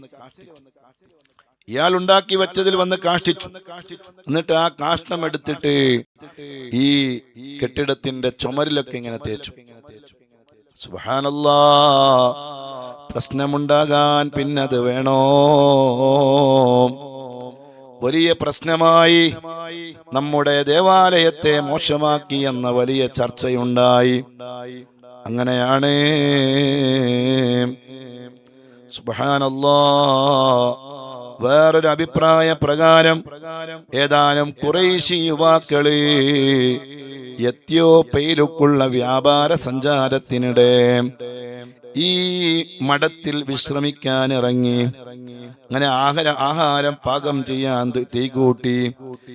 ആ തീ അണക്കാൻ മറന്നുപോയി. സുബ്ഹാനല്ലാഹ്. എന്നിട്ട് ആ തീ അങ്ങോട്ട് പടർന്ന് പന്തലിച്ച് ഈ ദേവാലയത്തിലേക്ക്, ഈ മഠത്തിലേക്ക് അങ്ങോട്ട് കയറിയിട്ട് ആ ഉണ്ടാക്കി വച്ച ആ വലിയ മഠം, ആ വലിയ ആരാധന കേന്ദ്രം അതങ്ങോട്ട് കത്തി നശിച്ചു പോയി. 2-3 കാരണങ്ങളുണ്ട്. ഒരു കാരണം ഇതാണ്, അത് കത്തിപ്പോയി. ഭക്ഷണം കഴിക്കാൻ വേണ്ടി വന്നവര് അവര് കൂട്ടിയ തീ അത് അണക്കാൻ അവർക്ക് മറന്നുപോയി. ഒരു ഖുറൈശികളാണ്, അവർ എത്യോപ്യയിലേക്ക് പോവുകയാണ്. വഴിയിൽ വെച്ച് അവർ ഇതിന്റെ സ്ഥലത്തെത്തിയപ്പോഴാണ് ഭക്ഷണം പാകം ചെയ്തത്. അത് അണക്കാൻ മറന്നുപോയി. അത് അണക്കാൻ മറന്നുപോയ കാരണത്താൽ അതിന് തീ പിടിച്ചു, അത് കത്താൻ തുടങ്ങി. അങ്ങനെ അത് കത്തിച്ചാമ്പലായി പോയി. ഉണ്ടാക്കിയ വലിയ വലിയ വലിയ കോടികൾ ചെലവഴിച്ച് ഉണ്ടാക്കിയ ആ വലിയ മഠം അതങ്ങോട്ട് കത്തിപ്പോയി. കത്തിക്കണമെന്ന് വിചാരിച്ച് കത്തിച്ചതല്ല, സ്വാഭാവികമായും അങ്ങനെ കത്തിപ്പോയി. അങ്ങനെ ആയപ്പോ അബറഹത്ത് രാജാവിനത് തീരെ ഇഷ്ടപ്പെട്ടില്ല. ഇതിന് പകരമായി കഅബ പൊളിക്കുമെന്ന് പ്രഖ്യാപിച്ചു. ഇതൊരു അഭിപ്രായം. വേറൊരു അഭിപ്രായം, അബറഹത്ത് തന്റെ ചർച്ചിലേക്ക് ആളുകളെ ക്ഷണിക്കാൻ വേണ്ടി ഒരുപാട് ആളുകൾ നിയോഗിച്ചു. അങ്ങനെ നിയോഗിച്ച ഒരാളെ അറബികളിൽപ്പെട്ട ഒരാള് ഇത് കൊന്നുകളഞ്ഞു. കൂടെയുള്ള ആള് വന്നിട്ട് അബറഹത്തിനോട് വിവരം പറഞ്ഞു, നമ്മള് അറബികളെ ക്ഷണിക്കാൻ വേണ്ടി പോയതാണ്, പക്ഷെ അവര് നമ്മളെ കൂടെ പോയ ആളെ ഇത് കൊന്നുകളഞ്ഞു എന്ന് പറഞ്ഞപ്പോ അബറഹത്തിന് തീരെ ഇഷ്ടപ്പെട്ടില്ല. എന്നാൽ അവരോട് ഞാൻ പക വീട്ടിയിരിക്കും, അവരോട് ഞാൻ പകരം ചോദിക്കും. അങ്ങനെ അബറഹത്ത് പുറപ്പെടാൻ ഒരുങ്ങുകയാണ്. വൻ സൈന്യമാണ് ഒരുക്കിയത്. 10,000 ആളുകളുണ്ട് സൈന്യത്തിൽ. നിരവധി യോദ്ധാക്കളുണ്ട്. 13 ആനകളുണ്ട്. 13 ആനകൾ, ഗജവീരന്മാർ, വലിയ ആനകൾ. അല്ലാ 10,000-കണക്കിന് ആളുകളുമായി അതാ മക്കയിലേക്ക് വരികയാണ്. അങ്ങനെ അതിലൊരു ആന, വലിയ പ്രഭാവമുള്ളൊരു ആന. ആ ആനയെ എത്യോപ്യയിൽ നിന്ന് കൊണ്ടുവന്നിരുന്നു. നേഗസിന്റെ അടുത്ത് നിന്ന് അബറഹത്ത് കൊണ്ടുവന്നിരുന്നു. ആ ആനക്ക് മഹ്മൂദ് എന്നാണ് അത്ര പേരിട്ടിരുന്നത്. ഭയങ്കരമായ ആന, വലിയ വലിപ്പമുള്ള ആന. ആ ആന വലിയ അനുസരണമുള്ള ആനയായിരുന്നു. കണ്ടാൽ തന്നെ ഒരു വലിയ പേടിപ്പെടുത്തുന്ന ഒരു ആന. ആന തന്നെ പേടിയാണ്. അത് പിന്നെ നല്ല ആകാരവും നല്ല ഭംഗിയും നല്ല ശരീരപുഷ്ടിയും നല്ല വലിപ്പവും ഒക്കെ ഉണ്ടെങ്കിൽ പിന്നെ പറയേ വേണ്ട. ആ ആന ഒരു വല്ലാത്തൊരു ആനയായിരിക്കും. ആ ആനയും ഈ കൂട്ടത്തിലുണ്ട്. അങ്ങനെ എല്ലാ ജനങ്ങളും വലിയ ഭയവിഹ്വലരായി, വലിയ പേടിയിലായി. അബറഹത്ത് എന്തും ചെയ്യുമെന്ന ഒരു ഘട്ടത്തിലേക്ക് വന്നു. അങ്ങനെ എല്ലാ യമനിലുള്ള നല്ലവരായ ആളുകളൊക്കെ ബേജാറായി. കാരണം നമ്മുടെ രാജ്യം ഭരിക്കുന്ന ഭരണാധികാരി അവിടേക്ക് പോയി ആ പരിശുദ്ധമായ തീർത്ഥാടന കേന്ദ്രമായ കഅബ പൊളിക്കുകയാണല്ലോ. അങ്ങനെ പരിശുദ്ധമായ മക്കയെ ലക്ഷ്യമാക്കി അബറഹത്തിന്റെ സംഘം പുറപ്പെടുകയാണ്. പക്ഷേ അബറഹത്തിന്റെ സംഘത്തിനെ നേരിടാൻ ഒരു സാധാരണ സൈന്യത്തിന് കഴിയില്ല. അത്രയും സർവായുധ വിഭൂഷരാണ്, എല്ലാം കൊണ്ട് കഴിവുള്ളവരാണ് അവർ. അപ്പൊ പിന്നെ എന്തു ചെയ്യും? അങ്ങനെ അബറഹത്തിനെ ചെറുക്കാൻ വേണ്ടി അവര് ഒരുപാട് സംഘങ്ങൾ ശ്രമിച്ചു നോക്കിയിട്ടുണ്ട്. ദൂനഫർ എന്ന് പറയുന്ന സംഘം അബറഹത്തുമായി ഏറ്റുമുട്ടി. പലരെയും അവർ കൊലപ്പെടുത്തി, എല്ലാവരെയും കൊന്നുകളഞ്ഞു. ദൂനഫർ എന്ന് പറയുന്നയാളെ തടവുകാരനായി പിടിച്ചു. അയാള് പറഞ്ഞു, എന്നെ കൊല്ലരുത്, ഞാൻ നിങ്ങളെ അനുഗമിക്കാം, നിങ്ങൾക്ക് അതുകൊണ്ട് എന്തെങ്കിലും ഉപകാരം ഉണ്ടാവുകയാണെങ്കിൽ. ദൂനഫർ എന്ന് പറയുന്ന ഒരാള് പറഞ്ഞു, ഞാൻ നിങ്ങളെ കൂടെ വരാം. അങ്ങനെ അയാളെ ഒരു വലിയ ചങ്ങലക്കിട്ടിട്ട് കൂടെ കൂട്ടി. അങ്ങനെ അവര് മക്കയിലേക്ക് വീണ്ടും പുറപ്പെട്ടു. അങ്ങനെ വേറൊരു സ്ഥലത്തെത്തിയപ്പോ ഗസ്വം എന്ന് പറയുന്ന ഒരു ഗോത്രമുണ്ട്. അവരും അവരുടെ തലവൻ നുഫൈൽ ഇബ്നു ഹബീബും സംഘവും ആനപ്പടയെ നേരിടാനെത്തി. അവരും അവരെ പരാജയപ്പെടുത്തി.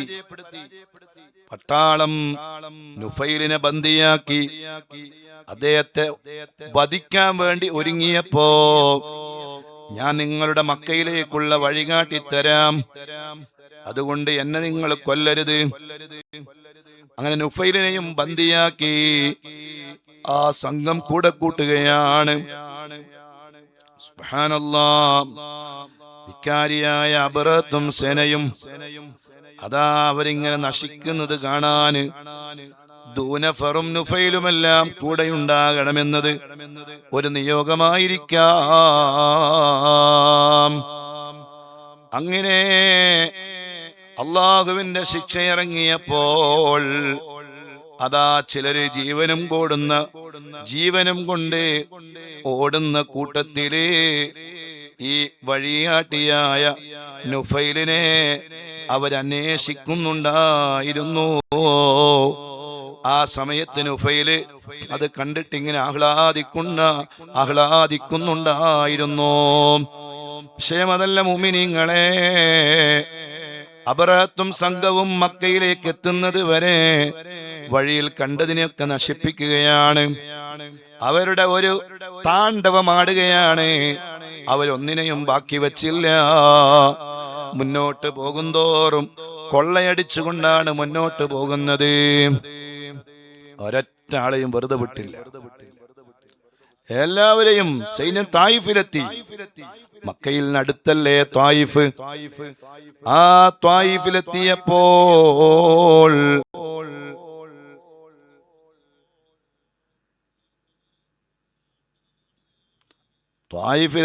അവിടെ ഉണ്ട് നഖീഫ് എന്ന് പറയുന്ന ഗോത്രക്കാര്.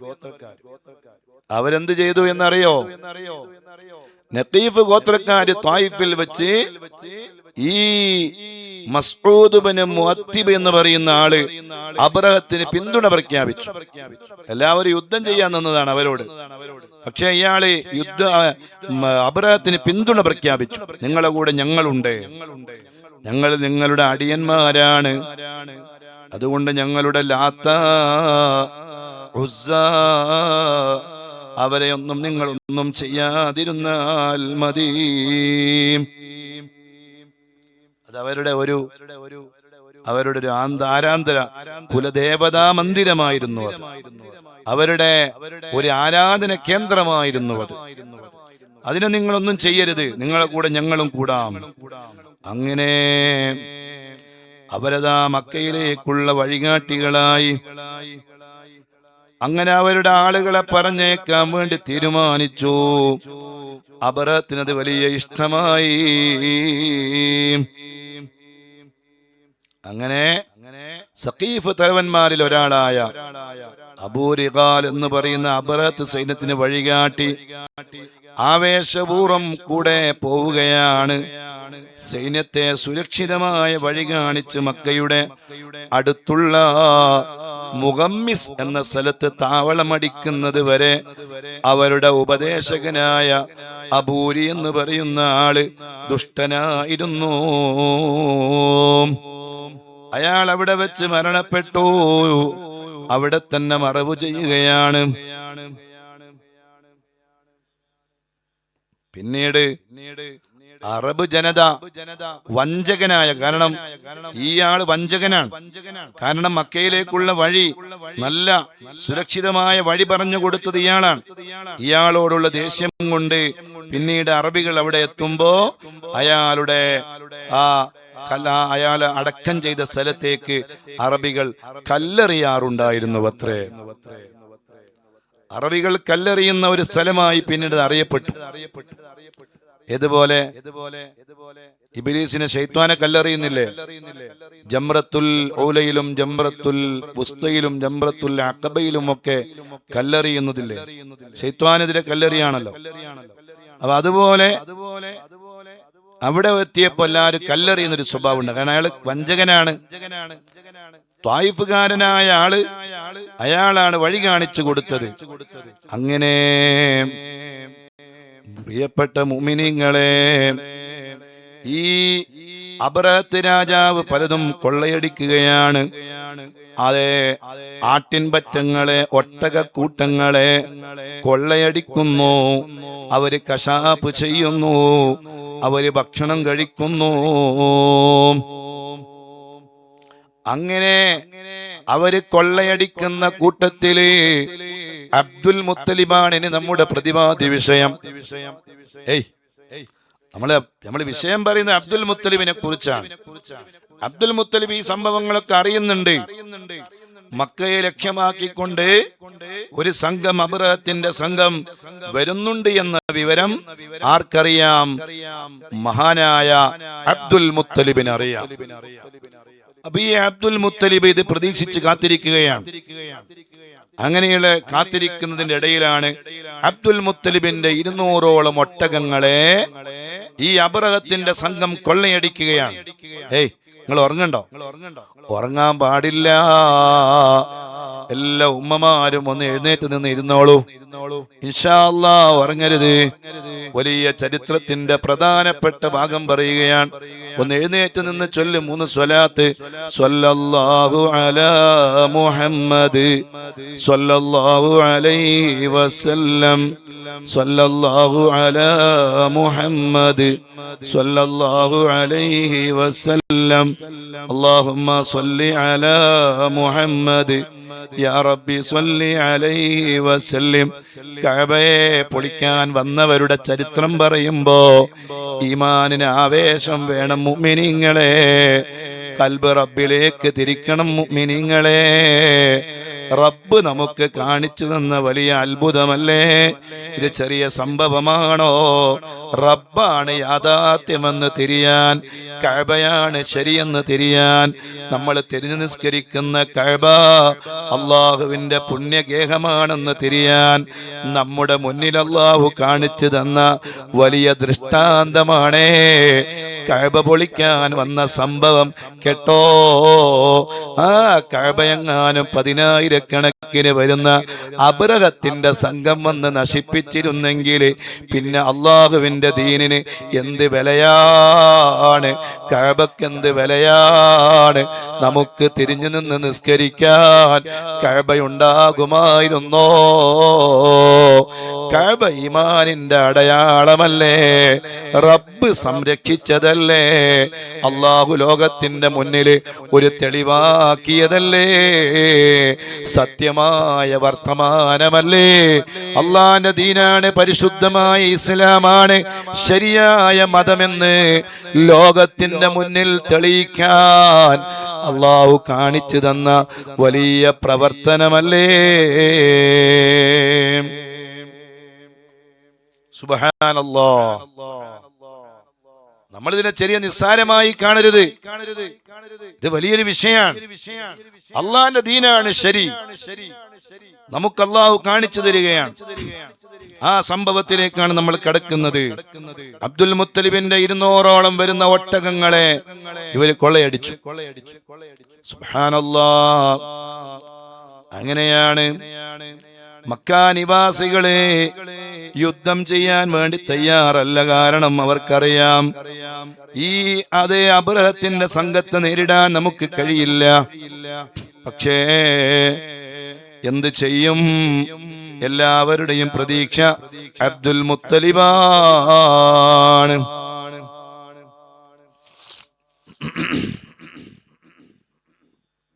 അബ്ദുൽ മുത്തലിബിനെ ക്ഷണിച്ചു. ആര്? അബ്രഹത്തിന്റെ ആളുകൾ. രാജാവിനെ കാണണല്ലോ. അബ്ദുൽ മുത്തലിബ് ആണെങ്കിൽ തയ്യാറാണ്. കാരണം ഈ സംഭവം ഉണ്ടാകാൻ പാടില്ല. എന്താണ് സംഭവിക്കുക എന്നറിയില്ല. അതുകൊണ്ട് തന്നെ എന്തായാലും അബ്രഹത്തിനെ കാണാൻ അബ്രഹത്തിന്റെ ആളുകൾ വന്ന് ക്ഷണിച്ചു. നിങ്ങളെ രാജാവ് ക്ഷണിക്കുന്നുണ്ട്. അവര് മക്കയുടെ സമീപത്തുള്ള ഒരു സ്ഥലത്ത് വന്ന് അവര് തമ്പടിച്ചിരിക്കുകയാണ്. മഹാനായ അബ്ദുൽ മുത്തലിബ് വയോധികനാണ്. വയസ്സായിട്ടുണ്ട്. 140 വയസ്സുവരെ ജീവിച്ചല്ലോ. വാർദ്ധക്യമെത്തിയ സഹജയാണ്. ഏകദേശം മരണത്തിന്റെ തൊട്ടടുത്ത സമയമാണ്. മരണത്തെ മുന്നിൽ കണ്ടു നിൽക്കുന്ന സമയമാണ്. അങ്ങനെയുള്ള ആ അബ്ദുൽ മുത്തലിബ് അയാ മഹാനവറുകളെ ക്ഷണിച്ചു. അബ്രഹത്തിന്റെ ആൾക്കാര്. അങ്ങനെ അബ്ദുൽ മുത്തലിബ് പോവുകയാണ്. സുബ്ഹാനല്ലാഹ്. നല്ല ഭയഭക്തിയും അല്ലാഹുവിൽ ദൃഢവിശ്വാസവും നല്ല ഈമാനികമായ ചൈതന്യവുമുള്ള അബ്ദുൽ മുത്തലിബ് മെല്ലെ കഅബയുടെ സമീപത്ത് ചെല്ലുന്നു. അതേ, ഞങ്ങൾക്ക് അയാളോട് യുദ്ധം ചെയ്യാനൊന്നും ശക്തിയില്ല. യുദ്ധം ചെയ്യാനൊന്നും അല്ലാഹുവാണ് സത്യം. ഞങ്ങൾക്ക് യുദ്ധം ചെയ്യാനുള്ള ഞങ്ങൾക്ക് ഉദ്ദേശമില്ല, അതിനുള്ള ശക്തിയുമില്ല. ഇത് അല്ലാഹുവിന്റെ പവിത്രമായ ഭവനമാണ്. അവന്റെ ആത്മമിത്രം ഇബ്രാഹിം നബി അലൈഹിസ്സലാം പണി കഴിപ്പിച്ച ഭവനമാണ്.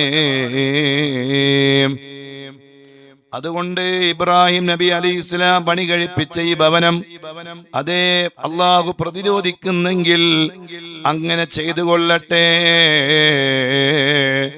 സുബ്ഹാനല്ലാഹ്. ഇനി അല്ലാഹുവിനിക്ക് അങ്ങനെ ഒരു ഉദ്ദേശമില്ലെങ്കിൽ റബ്ബിന്റെ ഭവനമായ കഅബയെ അതിനെ പരിപാലിക്കുക, അതിനെ നിലനിർത്തുക എന്നത് അല്ലാഹുവിന്റെ ഉദ്ദേശമല്ലെങ്കിൽ അല്ലാഹു അവർക്ക് വിട്ടുകൊടുത്തുകൊള്ളട്ടെ.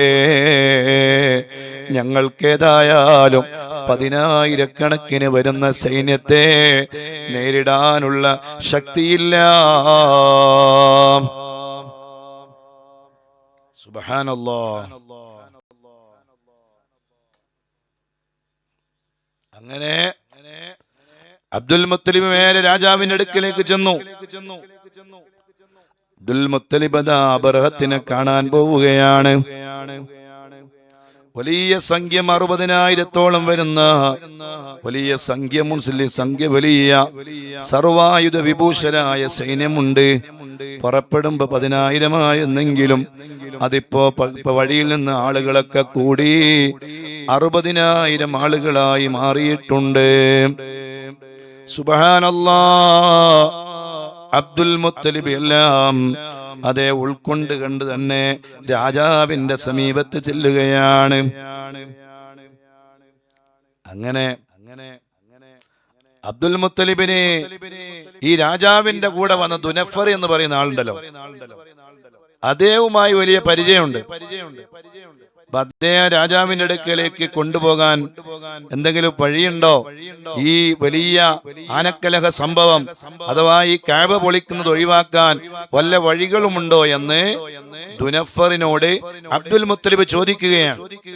അബ്ദുൽ മുത്തലിബിനോട് ജനഫർ പറഞ്ഞു, എന്നെ കെട്ടിക്കിടക്കുകയാണ്, എന്നെ കെട്ടിയിട്ടിരിക്കുകയല്ലേ, ആ ബന്ധനസ്ഥനാക്കിയിട്ടാണ് ഞാൻ എന്ത് ചെയ്യാനാണ്? നിങ്ങള് മെല്ലെ രാജാവിന്റെ അടുത്ത് പോയി സംസാരിക്ക്, എന്നിട്ട് അതിൽ നിന്ന് ഒഴിവാകാൻ വേണ്ടി വല്ല പറഞ്ഞു നോക്ക്, എന്തെങ്കിലും വഴിയുണ്ടോ എന്ന് നോക്ക്. അങ്ങനെ രാജാവിന്റെ അടുക്കലേക്ക് പോകുന്നു. സുബ്ഹാനല്ലാഹ്, രാജാവിനെ കണ്ടിട്ട് നിങ്ങളുടെ വേദനകൾ ഉയർത്താമല്ലോ, വിഷയങ്ങൾ പറയാമല്ലോ. സുബ്ഹാനല്ലാഹ്, അബ്ദുൽ മുത്തലിബ് രാജാവിന്റെ അടുക്കലേക്ക് പോകുന്നു. കൂടിക്കാഴ്ച നടത്തുകയാണ്. അങ്ങനെ കൂടിക്കാഴ്ചയിൽ ഈ അബ്ദുൽ മുത്തലിബ് അങ്ങോട്ട് കടന്നു ചെല്ലുമ്പോൾ അതാ രാജാവിന്റെ സമീപത്ത് നേരത്തെ ഒരു ആനയുണ്ട് എന്ന് പറഞ്ഞിരുന്നല്ലോ, വലിയ ഒരു ആന. ആ ആന അബ്രഹത്തിനൊന്നും വഴങ്ങാറില്ല, വണങ്ങുന്ന സ്വഭാവമില്ല. ആന ഉണ്ടാവും, ചിലപ്പോ ഇങ്ങനെ വണങ്ങൊക്കെ ചെയ്യും. ആന എല്ലാത്തിനും തയ്യാറാണ്. പക്ഷെ ഈ അബ്രഹത്തിന്റെ മുന്നിൽ ആന വണങ്ങാറില്ല, അതിങ്ങനെ നല്ല ഉശൽ നിൽക്കലാണ്. പക്ഷെ അബ്ദുൽ മുത്തലിബ് ചെന്നപ്പോൾ അബ്ദുൽ മുത്തലിബിന്റെ മുന്നില് ആനയൊന്ന് വണങ്ങുകയാണ്. അതേ ബഹുമാന പുരസ്സരം തലയിങ്ങനെ താഴ്ത്തി വണങ്ങുകയാണ്. ഇത് കണ്ട് അബ്രഹത്ത് അത്ഭുതപ്പെട്ടു പോയി. ഇതെന്താണ് കാരണം? അപ്പൊ അബ്ദുൽ മുത്തലിബിന്റെ മുഖത്ത് കാണുന്ന വലിയ മുഖപ്രസന്നതയാണ്, വലിയ വ്യക്തിപ്രഭാവമല്ലേ, മുത്തു റസൂലുള്ളാന്റെ ഉപ്പാപ്പയല്ലേ. ആ മുഖത്ത് ഒരു പ്രത്യേകമായ ഭംഗി ഇല്ലാതിരിക്കുമോ? സുബ്ഹാനല്ലാഹ്, അബ്രഹത്തും വലിയ ആദരവ് പ്രകടിപ്പിച്ചു. മുകളിലിരിക്കുന്ന അബ്രഹത്ത് താഴെയിരുന്നു. സുബ്ഹാനല്ലാഹ്, അബ്ദുൽ മുത്തലിബിനെ ബഹുമാനിച്ചിട്ട് അബ്രഹത്ത് താഴെ ഇരിക്കുകയാണ്. പക്ഷേ മുത്തുമുഅ്മിനീങ്ങളെ, മുത്തുമുഅ്മിനാത്തുകളെ, സംഭവമിലേക്ക് കടക്കുകയാണ്. അയാളതാ അബ്ദുൽ മുത്തലിബ് രാജാവിനോട് പറഞ്ഞു, ഏയ് അബ്രഹത്ത് രാജാവേ, നിങ്ങൾ എന്റെ 200ഓളം ഒട്ടകങ്ങളെ നിങ്ങൾ എടുത്തിരുന്നു. ആ 200 ഒട്ടകങ്ങൾ എനിക്ക് തിരിച്ചു തരണം. തന്ത്രപരമായ ഇടപെടലാണ്. അപ്പൊ ഈ അബ്രഹത്ത് ചോദിക്കുകയാണ്, അല്ല, വലിയ പൊട്ടിച്ചിരിക്കുകയാണ് അബ്രഹത്ത്, നിങ്ങള് വന്നത് കഅബ പൊളിക്കരുത് എന്ന് പറയാനല്ലേ? അപ്പൊ നിങ്ങൾ വന്നിട്ടിട്ട് നിങ്ങളെ കഅബ പൊളിക്കണ്ട എന്നല്ലേ നിങ്ങൾ പറയേണ്ടത്? അതൊന്നും നിങ്ങൾ പറയാതെ നിങ്ങൾ ഒട്ടകത്തിന്റെ കാര്യമാണല്ലോ പറയണത്. അപ്പൊ അബ്ദുൽ മുത്തലിബ് ഒരു മറുപടി പറഞ്ഞു, ഒട്ടകത്തിന്റെ ഉടമസ്ഥൻ ഞാനാണ്, പിന്നെ ഞാനല്ല അതിനെക്കുറിച്ച് ചോദിക്കേണ്ടത്. ഒട്ടകം എന്റേതാണ്, അപ്പൊ ഞാൻ അതിനെക്കുറിച്ചല്ലേ ചോദിക്കേണ്ടത്. അപ്പൊ നിങ്ങൾ എന്താ കഅബയെ കുറിച്ച് ചോദിക്കാത്തത്? കഅബന്റെ ഉടമസ്ഥൻ ഞാനല്ല, അത് ആ കഅബയ്ക്ക് ഒരു ഉടമസ്ഥനുണ്ട്, ആ ഉടമസ്ഥൻ കാര്യങ്ങൾ പോലെ ചെയ്തു കൊള്ളട്ടെ. സുബ്ഹാനല്ലാഹ്, എന്തൊരു മറുപടിയാണല്ലേ, എന്തൊരു ബുദ്ധിപരമായ മറുപടി. ഒട്ടകം എന്റേതാണ്, അത് എനിക്ക് കിട്ടണം. നിങ്ങൾ കഅബയാണ് ഉദ്ദേശിച്ചതെങ്കിൽ അതിനൊരു നാഥനുണ്ട്, ആ നാഥൻ ഇഷ്ടം പോലോത്തത് അവൻ ചെയ്തു കൊള്ളട്ടെ. അപ്പൊ അബ്രഹത്ത് പറഞ്ഞില്ല, അങ്ങനെ ഒരു കഅബയ്ക്ക് ഒരു നാഥനുണ്ടെങ്കിൽ ആ നാഥനെ എന്റെ അക്രമത്തെ തടയാൻ കഴിയൂല, ഒരിക്കലും കഴിയില്ല. അങ്ങനെ അബ്രഹത്ത് രാജാവിനോട് സംസാരിച്ച കാരണത്താൽ മക്കയിലെ നിവാസികളുടെ സ്വത്ത് മുഴുവൻ വാങ്ങിത്തരാമെന്ന്, പരിശുദ്ധമായ ഭവനത്തെ ആക്രമിക്കാതെ തിരിച്ചു പോകണമെന്ന് അബ്ദുൽ മുത്തലിബ് അദ്ദേഹത്തിനോട് പറഞ്ഞു. അങ്ങനെ ചർച്ചക്കൊടുവില് അബ്ദുൽ മുത്തലിബിന്റെ 200 ഒട്ടകങ്ങളെയും ലഭിച്ചു. പക്ഷേ ആ 200 ഒട്ടകങ്ങളെയും പരിശുദ്ധമായ ഭവനത്തിന് സമർപ്പിക്കുകയാണ്. 200 ഒട്ടകവും എനിക്ക് വേണ്ട. ഈ 200 ഒട്ടകവും കഅബക്ക് വേണ്ടി ഞാൻ സമർപ്പിക്കുകയാണ്. ആ 200 ഒട്ടകങ്ങളെ മഹാനവറുകൾ കെട്ടഴിച്ചു വിടുന്നു. കഅബയുടെ സമീപത്ത് അവര് പോയി താമസിക്കട്ടെ. സുബ്ഹാനല്ലാഹ്. അവരുടെ നാഥൻ അവരെ നോക്കട്ടെ. അങ്ങനെ അബ്ദുൽ മുത്തലിബ് കഅബാലയത്തിന്റെ പരിസരത്ത് നിൽക്കുകയാണ്. തിരിച്ചുപോയി. എന്നിട്ട് ജനങ്ങളോട് പറഞ്ഞു, ജനങ്ങളെ, നിങ്ങളെല്ലാവരും നിങ്ങളുടെ ശരീരങ്ങളെ കാത്തുകൊള്ളുക. എവിടെയെങ്കിലും അതേ മലഞ്ചെരുവുകളിൽ പോയി താമസിച്ചോ. വലിയ യുദ്ധം വരികയാണ്, കഅബ പൊളിക്കാൻ വരികയാണ്. അവരെന്തൊക്കെയാണ് ചെയ്തു കൂട്ടുകയെന്ന് അറിയൂല. പക്ഷേ നിങ്ങൾ എല്ലാവരും പോയാലും ഞാൻ പോകൂല. കഅബയുടെ പരിശുദ്ധമായ കല്ല് പിടിച്ച് മഹാനവറുകൾ പൊട്ടിക്കരയുകയാണ്. അല്ലാഹുവേ, നിന്റെ ഭവനമാണല്ലോ അല്ലാ, നീ കാത്തുകൊള്ളണേ അല്ലാ. ഈ ഭവനം വിട്ട് ഞാൻ എവിടേക്കും പോകുന്നില്ല. ഞാൻ മരിക്കുകയാണെങ്കിൽ മരിച്ചുകൊള്ളട്ടെ. ഞാൻ ഈ കഅബയുടെ സമീപത്ത് തന്നെ ഉണ്ടാകും. എന്നെ അന്വേഷിക്കേണ്ടവർ ഇവിടെ വന്നാൽ മതി. ഈ കഅബയെ ഒഴിവാക്കി ഞാൻ എവിടേക്കും പോകൂല. സുബ്ഹാനല്ലാഹ്. അല്ലാഹുവേ, നീ ഏകനാണ്. അവിടെയാണ് മഹാനായ അബ്ദുൽ മുത്തലിബ് അള്ളാഹുവിൽ വിശ്വസിച്ചിരുന്നു, ഏകദൈവ വിശ്വാസിയായിരുന്നു എന്ന പ്രഖ്യാപനം വന്നത്. അള്ളാഹുവേ, നീ ഏകനാണ്.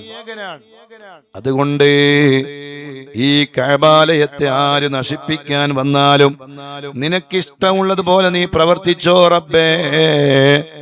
അതുകൊണ്ട് നിനക്കല്ലാതെ അവരെ നശിപ്പിക്കാൻ കഴിയൂല.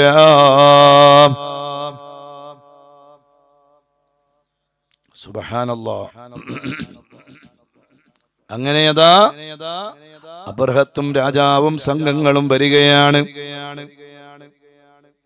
എല്ലാരെയും മക്കയുടെ പ്രാന്തപ്രദേശങ്ങളിലേക്ക് പറഞ്ഞയച്ചു. എല്ലാവരോടും പോകാൻ പറഞ്ഞു. അബ്ദുൽ മുത്തലിബ് കഅബന്റെ സമീപത്ത് തന്നെ നിൽക്കുകയാണ്. എവിടെയും പോയില്ല. സന്ധ്യയായി, രാത്രി സമയമായി. മഹാനായ അബ്ദുൽ മുത്തലിബും ഇബ്നു മസ്ഊദ് സഖഫി ഉൾപ്പെടെയുള്ള ഖുറൈശി പ്രമുഖര് മക്കയിലെ സബീർ പർവ്വതത്തിൽ കയറിയിട്ട് നോക്കുകയാണ് എന്ത് ചെയ്യുന്നു അബ്രഹത്തിന്റെ സംഘങ്ങള്. സുബ്ഹാനല്ലാഹ്. അവരിങ്ങനെ രാത്രി നോക്കുമ്പോ അതാ കാണുന്നു അബ്ദുൽ മുത്തലിബിന്റെ കണ്ണിൽ നിന്ന് ഒരു പ്രകാശം പരിശുദ്ധമായ കഅബയിലേക്ക് വരുന്നു. മക്കയിൽ അങ്ങനെ ഒരു പ്രത്യേകതയുണ്ടായിരുന്നു. മക്കയിലെ ഏത് മലയുടെ മുകളിൽ നോക്കിയാലും കഅബ കാണുമായിരുന്നു. അങ്ങനെ ഒരു സ്ഥലത്താണ് കഅബയുള്ളത്. അതേ ജബലുന്നൂറിന്റെ മുകളിൽ കയറിയിട്ട് നോക്കിയാലും കഅബ കാണും. ജബലു സൗറിന്റെ മുകളിൽ നോക്കിയാലും കഅബ കാണുമായിരുന്നു. അങ്ങനെ ഒരു പ്രത്യേകത കഅബക്കുണ്ട്. അപ്പോഴാണ് അബ്ദുൽ മുത്തലിബിന്റെ കണ്ണിലൂടെ കഅബയിൽ നിന്ന് കഅബയിലേക്ക് അങ്ങോട്ട് ഒരു പ്രകാശം പോകുന്നു. സുബ്ഹാനല്ലാഹ്. അപ്പൊ അവർക്ക് മനസ്സിലായതൊരു ശുഭസൂചനയാണ്. ഇത് റബ്ബിന്റെ ഭാഗത്ത് നിന്ന് വന്ന ഒരു പ്രകാശമാണ്. വീണ്ടും കഅബയുടെ അടുക്കലേക്ക് ചെന്നു. എന്നിട്ട് വീണ്ടും പൊട്ടിക്കരഞ്ഞ് ദുആ ചെയ്തു, അല്ലാഹുവേ, നിന്റെ ഭവനത്തെ നീ സംരക്ഷിക്കണേ അല്ലാ. വലിയ ആപത്തിനെ ഓർത്ത് മണിക്കൂറുകൾ ഇങ്ങനെ നീങ്ങുകയാണ് വേദനയോടെ. അങ്ങനെ അതാ അബറത്തും സംഘവും അതിനെ തകർക്കാനുള്ള ലക്ഷ്യവുമായി അവരതാ ആനകളെയും കൂട്ടി വരുന്നു. മക്ക ജനങ്ങളില്ലാതെ ശൂന്യമായിരുന്നു. എല്ലാരും പോയി, മക്കത്തുനിന്ന് എല്ലാരും പോയി. എല്ലാവരും മക്കത്ത് നിന്ന് പോയി. ആരും മക്കയിലില്ല. എല്ലാം മക്ക പൂർണ്ണമായി ശൂന്യമായി. മഹാനായ അബ്ദുൽ മുത്തലിബും കുറഞ്ഞ ആളുകളുമല്ലാതെ, കൂടെയുള്ള ആളുകളുമല്ലാതെ വേറെ ആരും മക്കയിലില്ല. അബറഹത്തദാ സംഘങ്ങളുമായി വാദി മുഹസ്സർ എന്ന് പറയുന്ന സ്ഥലത്തെത്തുകയാണ്. എവിടെയാണ് ഈ വാദി മുഹസ്സർ? മിനയുടെ അടുത്താണ്, മുസ്ദലിഫയുടെ അടുത്താണ് വാദി മുഹസ്സർ. വാദി മുഹസ്സർ മിനയുടെ അടുത്താണ്. ആ മിനയുടെ അടുത്തുള്ള വാദി മുഹസ്സർ, ഇന്നവൽസ അങ്ങനെ ഒരു സ്ഥലം അവിടെ കാണാം. അവിടെ ആളുകളുമായി, സൈന്യങ്ങളുമായി വന്നു. അള്ളാഹുവിന്റെ ഭവനത്തെ നശിപ്പിക്കാനുള്ള അഹങ്കാരവുമായി, അസൂയയുമായി, വലിയ ധിക്കാരവുമായി അബറഹത്തിന്റെ രാജാവ് വാദി മുഹസ്സറിൽ നിന്ന് ആ സംഘമെത്തിയപ്പോ,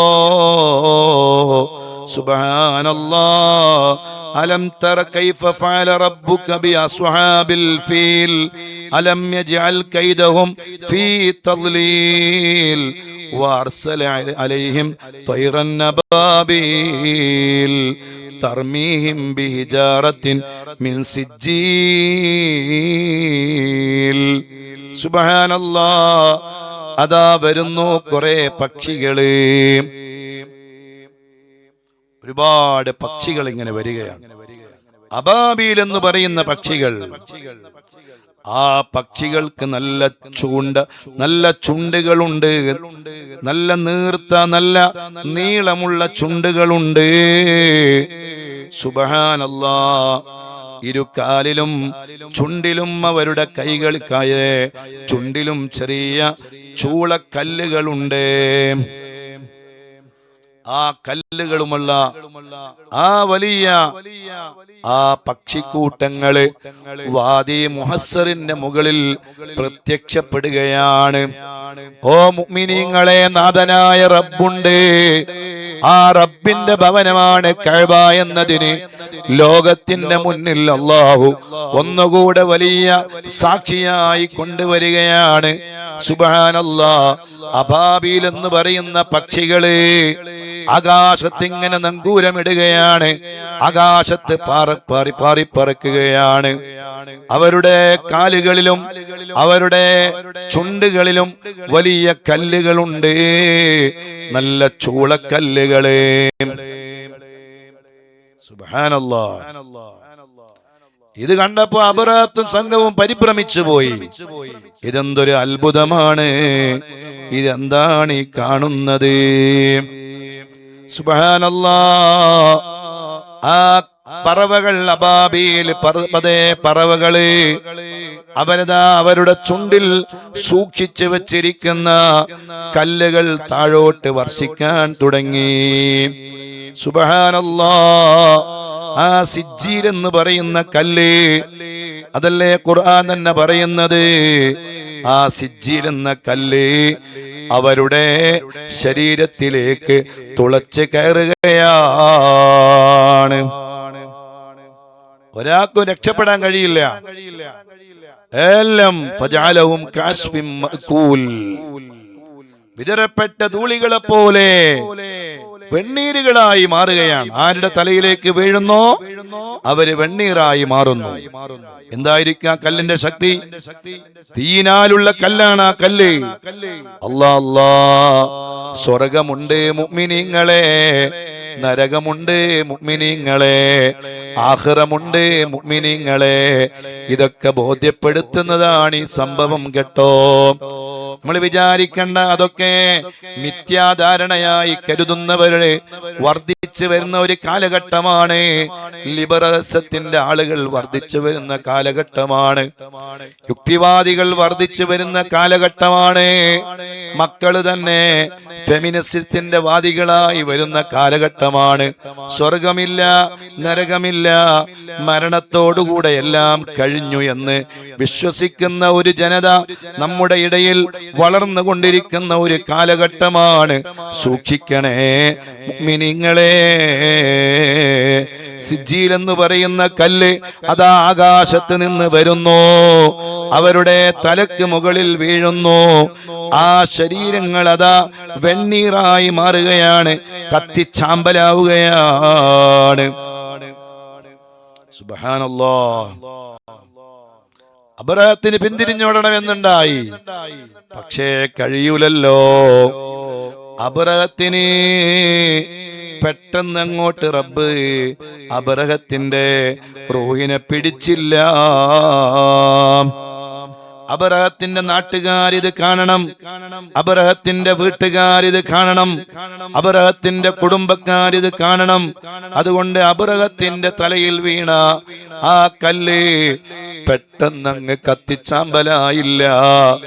റബ്ബ് അബ്രഹത്തിനെ കത്തിക്കുകയായിരുന്നു മെല്ലെ മെല്ലെ. അബ്രഹത്ത് പെട്ടെന്നങ്ങ് ചത്തില്ല. അബ്രഹത്തിന്റെ ശരീരത്തിന്റെ തലക്ക് മുകളിൽ ഈ കല്ല് വന്ന് വീണപ്പോ അബ്രഹത്തിന്റെ ശരീരത്തിൽ നിന്ന് മാംസങ്ങൾ ഇങ്ങനെ ഉതിർന്ന് വീഴാൻ തുടങ്ങി. സുബ്ഹാനല്ലാഹ്. യമനിലേക്ക് തിരിച്ചെത്തുമ്പോ അബ്രഹത്തിന്റെ തലയും എല്ലും മാത്രമേ ബാക്കിയായിരുന്നുള്ളൂ അത്രേ. എന്താണല്ലേ ശിക്ഷ! എത്ര കഠിന കഠോരമായ ശിക്ഷ! ആ തീയുടെ കല്ലങ്ങ് വന്ന് വീണപ്പോ അബ്രഹത്തിന്റെ ആനകളും എല്ലാം എല്ലാം എല്ലാം എല്ലാം അതാ കത്തിച്ചാമ്പലായി പോയി. അങ്ങനെ ഒരു സംഘം തന്നെ 60,000-ഓളം ആളുകൾ അവിടെ അങ്ങ് കത്തിച്ചാമ്പലാവുകയാണ്. ചെറിയ നിസ്സാരമായ കാര്യമാണോ? കഅബയോട് കളിക്കണ്ട, കഅബയെ മോശമാക്കണ്ട, കഅബയുടെ സമീപത്ത് കുരുത്തക്കേട് കളിക്കണ്ട, കഅബയെ മോശമായി കാണണ്ട, കഅബയുടെ സമീപത്ത് മറ്റു മോശമായി ചിന്തിക്കണ്ട. വമൻ യുരിദില്ലാഹു ബിഹി ഖൈറൻ, അതേ അല്ലാഹ് അതല്ല, അതേ വമൻ യുരിദി ഫീഹി ദുൽമൻ ബിഇൽഹാദിൻ ബിദുൽമിൻ നുദിഖുഹു മിൻ അദാബിൻ അലീം. വമൻ യുരിദി ഫീഹി ബിഇൽഹാദിൻ ബിദുൽമിൻ നുദിഖുഹു മിൻ അദാബിൻ അലീം. കഅബയെ മോശമാക്കാൻ വേണ്ടി ആരെങ്കിലും തീരുമാനിച്ചാൽ, അല്ലെങ്കിൽ അവിടെ വെച്ച് മോശമായി ചിന്തിച്ചാൽ, മോശമായി കരുതിയാൽ, മോശമായ പ്രവർത്തനം ചെയ്താൽ അല്ലാഹു സുബ്ഹാനഹു വ തആല അവരെ വലിയ ശിക്ഷകളെ കൊണ്ട്, കഠിന കഠോരമായ ശിക്ഷകളെ കൊണ്ട് ശിക്ഷിക്കുമേ എന്ന് ഖുർആനിൽ അല്ലാഹു പറഞ്ഞിട്ടുണ്ട്. വമൻ യുരിദ് ഫീഹി ബിഇൽഹാദിൻ ബിദുൽമിൻ നുദിഖുഹു മിൻ അദാബിൻ അലീം. കഅബയുടെ സമീപത്ത് പോയിട്ട് കുരുത്തക്കേട് കളിക്കണ്ട, ഹറാമ് ചെയ്യണ്ട, ഹറാമ് ചിന്തിക്കണ്ട, മോശമായത് പ്രവർത്തിക്കണ്ട, മോശമായതിന് കൂട്ടുനിൽക്കണ്ട, മോശമായതിലേക്ക് നീങ്ങണ്ട. അയാളെ അല്ലാഹു വലിയ ശിക്ഷകളെ കൊണ്ട് ശിക്ഷിക്കുമെന്ന് ഖുർആനിൽ അല്ലാഹു പ്രഖ്യാപിച്ചതാണ്.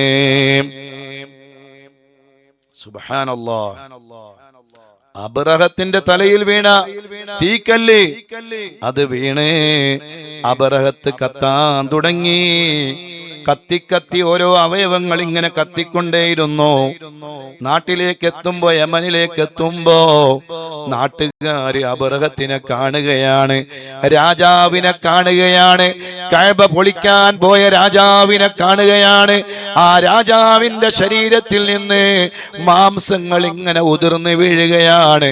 അവസാനം നാട്ടിലെത്തുമ്പോ തലയോട്ടിയും എല്ലും മാത്രമുള്ള അബ്രഹത്തിനെയാണ് കാണുന്നത്. സുബ്ഹാനല്ലാഹ്, സുബ്ഹാനല്ലാഹ്, സുബ്ഹാനല്ലാഹ്,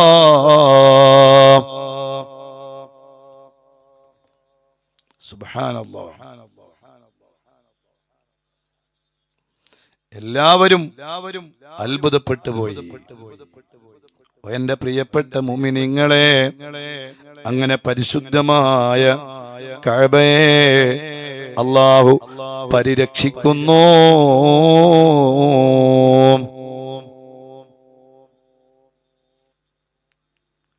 ഇതിങ്ങനെ കണ്ട്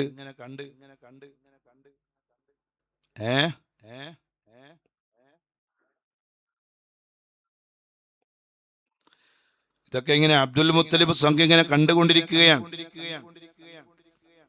അബ്ദുൽ മുത്തലിബ് പറയാണ്, നോക്ക് നോക്ക്, ആകാശത്തേക്ക് നോക്ക്, കുറെ വെളുത്ത പറവക്കൂട്ടങ്ങളെ കാണുന്നില്ലേ?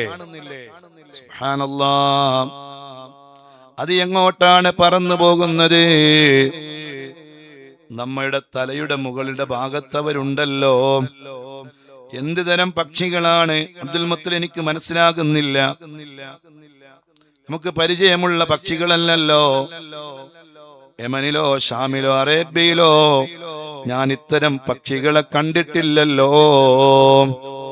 അബാബീൽ, മാഷാ അല്ലാഹ്, മാഷാ അല്ലാഹ്. ഇതൊക്കെ ഇങ്ങനെ കണ്ടുകൊണ്ടിരിക്കുകയാണ്. അബ്ദുൽ മുത്തലിബ് പറയാണ്, എന്തോ കാര്യമായിട്ട് സംഭവിക്കുന്നുണ്ട്. സുബ്ഹാനല്ലാഹ്. ഒരു വലിയ ചെറിയ പുത്രന്മാരിൽ ഒരാളെ സൈന്യം താവളടിച്ചിരിക്കുന്ന മുഹസ്സറിന്റെ ഭാഗത്തേക്ക് പറഞ്ഞ് വാദി മുഹസ്സറിലേക്ക് പറഞ്ഞേക്കുകയാണ്. നോക്കുമ്പോ കാണുന്നത് ഇതല്ലേ. സുബ്ഹാനല്ലാഹ്.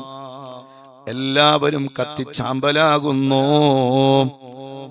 അപ്പോ അതാ മഹാനായ അബ്ദുൽ മുത്തലിബ് മക്കയിലെ അവരുടെ ശവത്തിന്റെ കൂമ്പാരങ്ങളുടെ മുകളിലേക്ക് കയറി നിൽക്കുകയാണ്. എന്നിട്ട് അബ്ദുൽ മുത്തലിബ് ഉറക്കെ വിളിച്ചു പറയുന്നു, യാ അഹ്ല മക്ക അബ്ശിറൂ അബ്ശിറൂ അബ്ശിറൂ. ഓ മക്ക നിവാസികളെ, നിങ്ങൾ സന്തോഷിക്കുവീൻ, വരുവീൻ, സന്തോഷിക്കുവീൻ. മക്കക്കാരെല്ലാരും ഓടിയെത്തി. അവരോടി വന്നിട്ട് ഇവരുടെ കയ്യിലുണ്ടായിരുന്ന 60,000 ആളുകൾ വന്നാൽ അവരുടെ കയ്യിൽ എത്ര സ്വർണമുണ്ടാകും, എത്ര വെള്ളിയുണ്ടാകും? ആ വെള്ളികളും സ്വർണങ്ങളുമെല്ലാം ഇവര് വാരിക്കൂട്ടുകയാണ്. അത് കഴിഞ്ഞപ്പോ വലിയൊരു മഴയും വന്നു, വലിയ മഴ. ആ മഴയില് ഈ അവശിഷ്ടങ്ങളൊക്കെ ഒലിച്ചു പോയത്രേ. അതാണ് അള്ളാഹു ഖുർആനിൽ പറയുന്നത്,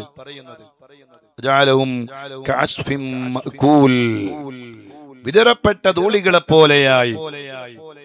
ആ സംഘം, അങ്ങനെ ഒരു സംഘം തന്നെ അവിടെ വന്നിരുന്നതായി പോലും സൂചനയില്ലാത്ത വിധം ആ മഴയിൽ ആ വേസ്റ്റുകളും ആ ശരീര അവയവങ്ങളും ആ കത്തിച്ചാമ്പലായത് മുഴുവനും ആ മഴയിൽ അങ്ങ് ഒലിച്ചങ്ങോട്ട് പോയി.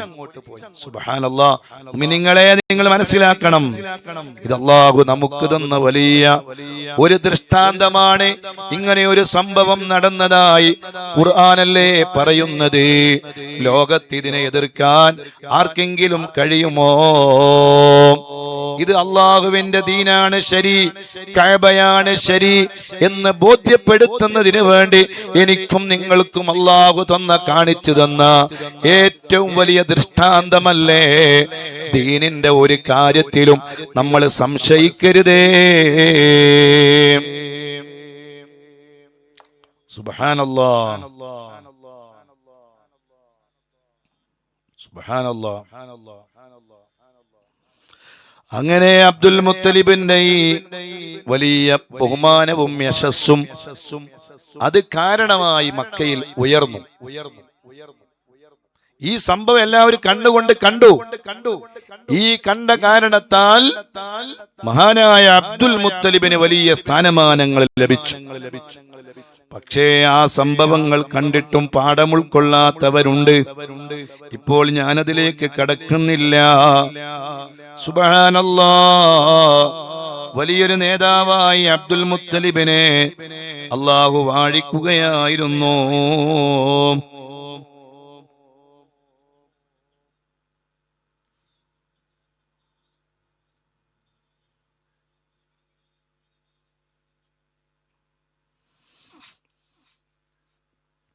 വലിയൊരു സംഭവത്തിനാണ് ഈ ആനക്കലഹ സംഭവം സാക്ഷിയായത്.